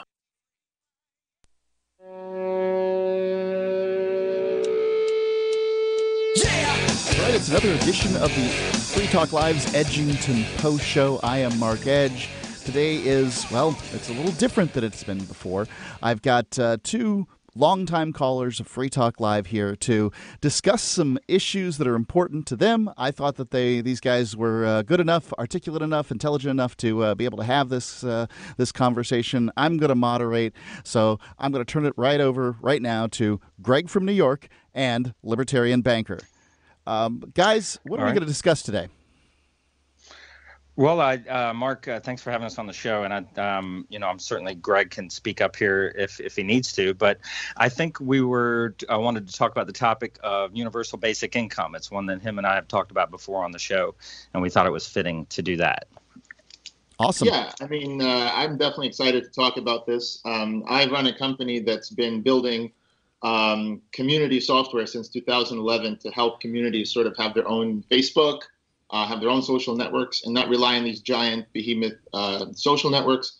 And we started to really investigate how money is used, and I think we could do a lot of good. Also, we're going to launch something called Intercoin between communities, which I'm going to talk about. So yeah, I think this is something I'm really passionate about, and I wanted to get the word out there also. Absolutely. So give me the spiel on universal basic income, Greg. Sure. Well, there's many things to say, but one of them is, look, we as humanity always seem to, want to have a safety net for people. We don't want them to die because, let's say, they don't have enough resources. And there are many different economic systems that we can set up. Obviously, they're going to have a measure of capitalism, but because of this welfare desire, we're also going to have a measure of socialism or wealth redistribution. So if you're going to have that, the current state of the art is this sort of social democrat progressive agenda where you tax some of the economic activity, and then some of those taxes get used as welfare. But the problem is today, as I feel, and Milton Friedman and many libertarian-leaning economists feel as well, is that if you do means-tested welfare, if you make sure that people are poor first before you give them the money, that creates a powerful disincentive. And you probably know people in your own life who, in order to keep collecting welfare or some benefits, decline jobs which they could very well do and be happy to do, because it would actually remove the steady check that they're getting every month. So basic income has many benefits. I guess one of the main ones that would appeal to libertarian-minded people is that it removes the disincentive for people to just stay on the dole, as they say in England. Okay. That's your last point there. I will just come back on that real quick. So incentives is what drives the economy. Price and profit is a big incentive for people, and earning money is a huge incentive. Obviously, there are other factors like family and relationships and emotional incentives that are out there. But I would say that incentives are probably the backbone of capitalism. And when you take away the incentives of people to get up and have the desire or even have the necessity to go to work and earn money, that will have a detrimental effect on the free market going forward. So incentives work and handouts really don't. It's been proven time and time again that if you give people money and they don't have to work or earn it, they're either going to waste it or they're going to do things that you don't want them to do with it. So I would sort of argue against you saying that it gives them incentive to actually go out there and create things. I would say it offers a disincentive for them to do it because there is no profit motive. I think we agree on the first part, which is that compared to the welfare state that we have today, which additionally tests for people to be poor first, to be under the poverty line first, before they will give them the money. I'm saying relative to that, that's a disincentive to work. You agree with that, right? Basically. Of course. Any handout that is not earned or voluntary, I would say absolutely. But especially if not only are they giving you the money, but they're telling you they will only give you the money if you essentially don't make enough in the first place, right? So then you have an incentive to not make enough in the first place.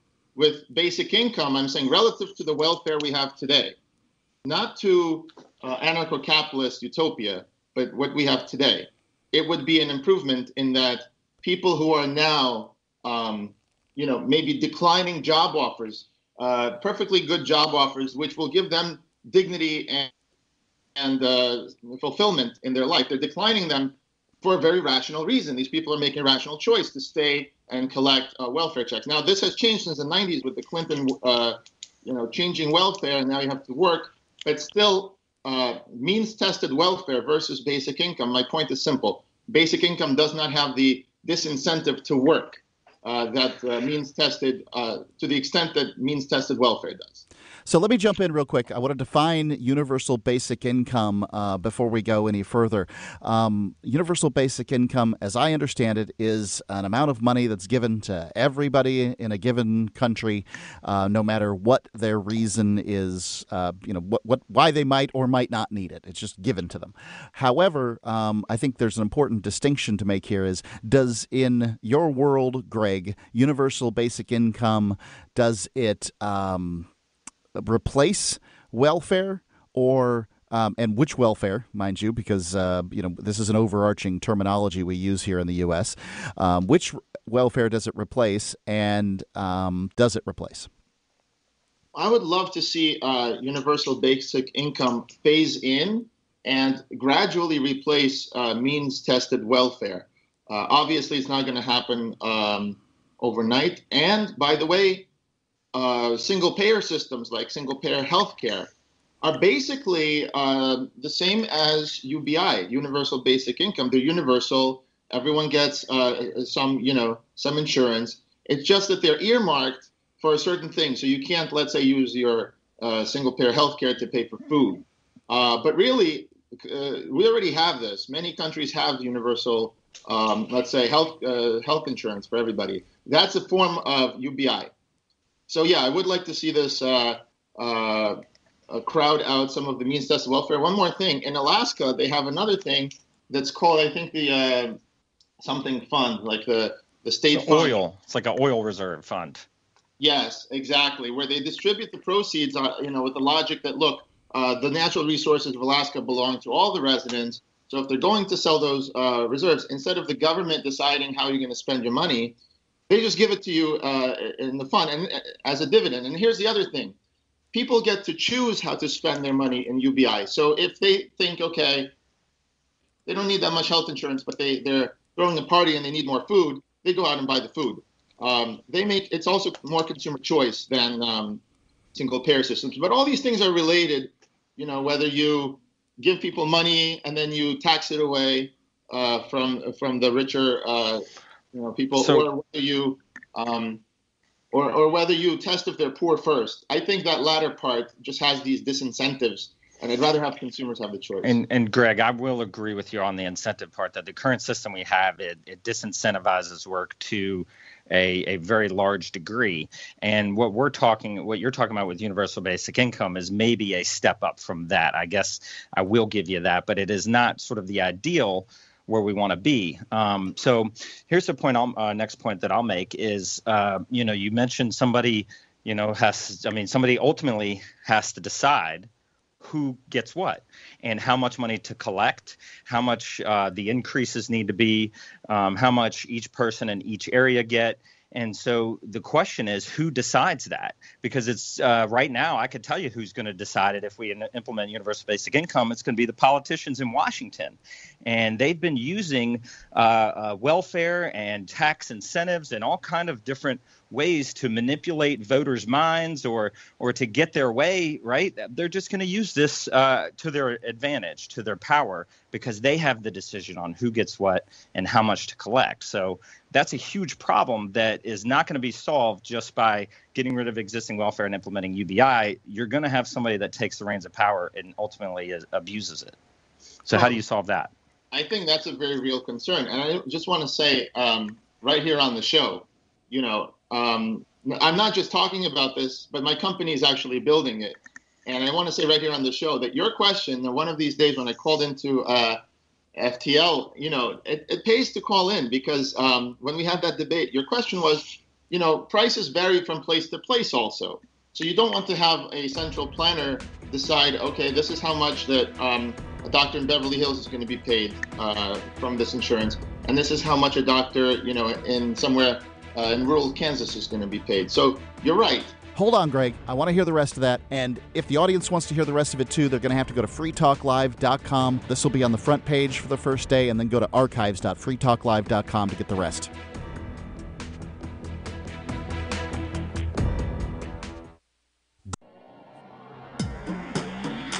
Free Press Publications is an independent, alternative media and publishing company founded in June 2009 with the mission of ensuring a free press for the freedom movement and is committed to spreading the message of peace, freedom, love, and liberty. FPP also gives new authors an avenue for publishing freedom-oriented material. FPP brings you daily news and commentary on the website fpp.cc, as well as a daily 5-minute newscast, FPP Radio News, and weekly news, views, and commentary in the FPP Freedom Minute and Peace, Love, Liberty Radio at fppradio.com, and the monthly newspaper FPP News at news.fpp.cc. Find FPP online at fpp.cc. That's fpp.cc, as in Creative Commons. So you've signed the Shire Society Declaration and are planning your move to New Hampshire to be around more liberty-oriented people. Next, sign up for the Shire Society Forum at forum.shiresociety.com. There are a bunch of people there who are already in the Shire, and they want to meet you. If you're already in the Shire physically, you should also come by the forums. Remember, not everyone uses Facebook. New people are signing up for the Shire Society Forum every month, so drop in and say hello at forum.shiresociety.com. So you've heard all 3 hours of the latest episode of Free Talk Live, and you're still hungry for liberty-oriented audio content? Did you know that we have another 24/7 audio stream at LRN.FM? The Liberty Radio Network airs the latest episodes of some of the best liberty-oriented podcasts on the internet around the clock. In addition to recorded content, you'll also hear live shows like Free Talk Live, originating from our Keene, New Hampshire studio. So listen anytime at LRN.FM. That's LRN.FM. The latest episode of Declare Your Independence is next, after the news, here on the Liberty Radio Network, LRN.FM. From Keene in the Shire, the Liberty Media capital of the world, this is Daryl W. Perry, host of FPP Radio News for Monday, November 13th, 2017. Silver is trading at $16.88 per ounce. Gold is valued at $1,277 per ounce. Bitcoin is trading at 3.4 cents, and the average price of Bitcoin is $6,683. Antiwar.com reports Lebanese officials seem to be united on the question of Prime Minister Saad Harari's visit to Saudi Arabia, with President Michael Aoun confirming over the weekend that Harari was kidnapped and demanding that he be given immunity by the Saudis. As details emerge on Harari's trip and his surprise resignation, it's not clear why there was so much ambiguity in reports. While foreign leaders are usually met at the airport by a delegation of royals, Harari arrived in Saudi Arabia with only security forces awaiting for him. They confiscated his phone and scheduled his announced resignation the following day on Saudi state media. Even Harari's decision to travel to Saudi Arabia looked suspicious, with officials saying he was summoned by the Saudi king. He was told he'd be meeting with the crown prince. Instead, he was given a resignation speech to read. The Saudis are said to have become increasingly angry at Harari for his reluctance to confront Hezbollah, which is a powerful Shiite faction within Lebanon. The Saudis see it as a sign of weakness, though Harari appears to have been loath to risk more political uncertainty. The Saudis are keen to replace Saad Harari with his elder brother Baha Harari, whom they believe is more loyal to the Saudi kingdom. Baha Harari was already in Saudi Arabia when this whole mess started, and reports from the family are that Saudi officials have been asking the rest of the Harari family to travel to Saudi Arabia to pledge allegiance to Baha.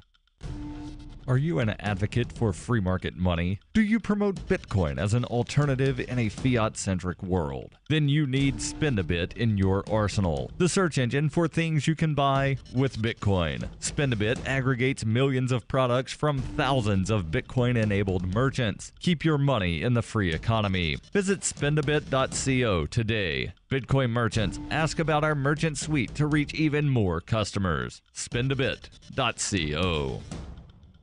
UPI reports Cascade Investment LLC, an investment group controlled by billionaire Bill Gates, purchased a large plot of land in the Arizona desert to build a city of the future, according to reports. Cascade Investments paid approximately $80 million for a large stake in a 24,800-acre development called Belmont, located about 45 minutes outside of Phoenix. The area is mostly entirely undeveloped at the moment and has few residents, but development firm Belmont Partners said they have big plans to turn the swath of desert into a smart city. city. In addition to 80,000 residential units, Belmont Partners said the new city will have 3,800 acres for office, commercial, and retail space and 470 acres for public schools.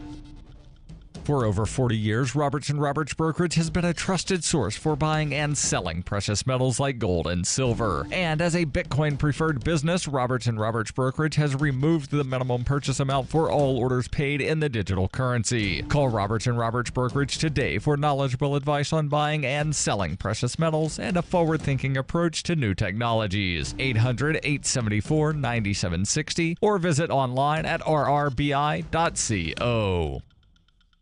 Reuters reports worrying board members of Uber Technologies Incorporated have struck a peace deal that allows a multi-billion-dollar investment by SoftBank Group Corp to proceed and which would resolve a legal battle between former chief executive Travis Kalanick and prominent shareholders. Venture capital firm Benchmark, an early investor with a board seat in the ride service company, and Kalanick have reached an agreement over terms of the SoftBank investment, which could be worth up to $10 billion, according to two people familiar with the matter. The Uber board first agreed more than a month ago to bring in SoftBank as an investor and board member, but negotiations have been slowed by ongoing fights between Benchmark and Kalanick. The agreement struck on Sunday removed the financial obstacle to allowing SoftBank to proceed with an offer to buy stock. Uber confirmed the deal was moving forward. SoftBank, a Japanese conglomerate that has become a heavyweight in Silicon Valley tech investing, is joined by Dragonair Investment Group and leading a consortium of investors that plans to invest between $1 billion and $1.25 billion in Uber, and in addition will buy up to 17% of existing shares from investors and employees in a secondary transaction. The terms were signed on Sunday, although the tender offer would likely take weeks to complete. Uber is currently valued at $68 billion, the most highly valued venture-backed company in the world.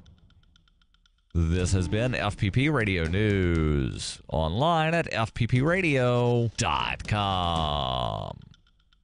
A hot new murder craze sweeps Chicago. Things that shouldn't be said in modern society are said 1,400 times at the RNC, and a brave woman enters a restaurant without first looking it up online. This is the Onion Week in Review. The World Wildlife Fund quickly backtracked Thursday from a recently released press statement saying panda ears are, quote, absolutely delicious. Organization officials noted that while panda ears do taste amazing braised, steamed, fried, or cooked in an omelet, they should not have announced it publicly, nor should they have ever eaten any part of a cheetah, giraffe, or Bengal tiger, no matter how good they may be. According to company sources, the Netflix board of directors held a tense series of meetings earlier this morning to decide whether the fantasy comedy Michael is stream-worthy. The board reportedly sat through its mandatory 2 back-to-back screenings of the 1996 film starring John Travolta as an angel visiting Earth, all while passionately arguing over the film's story, acting, and level of enjoyment upon subsequent viewings to determine if the movie should be available through its instant viewing program.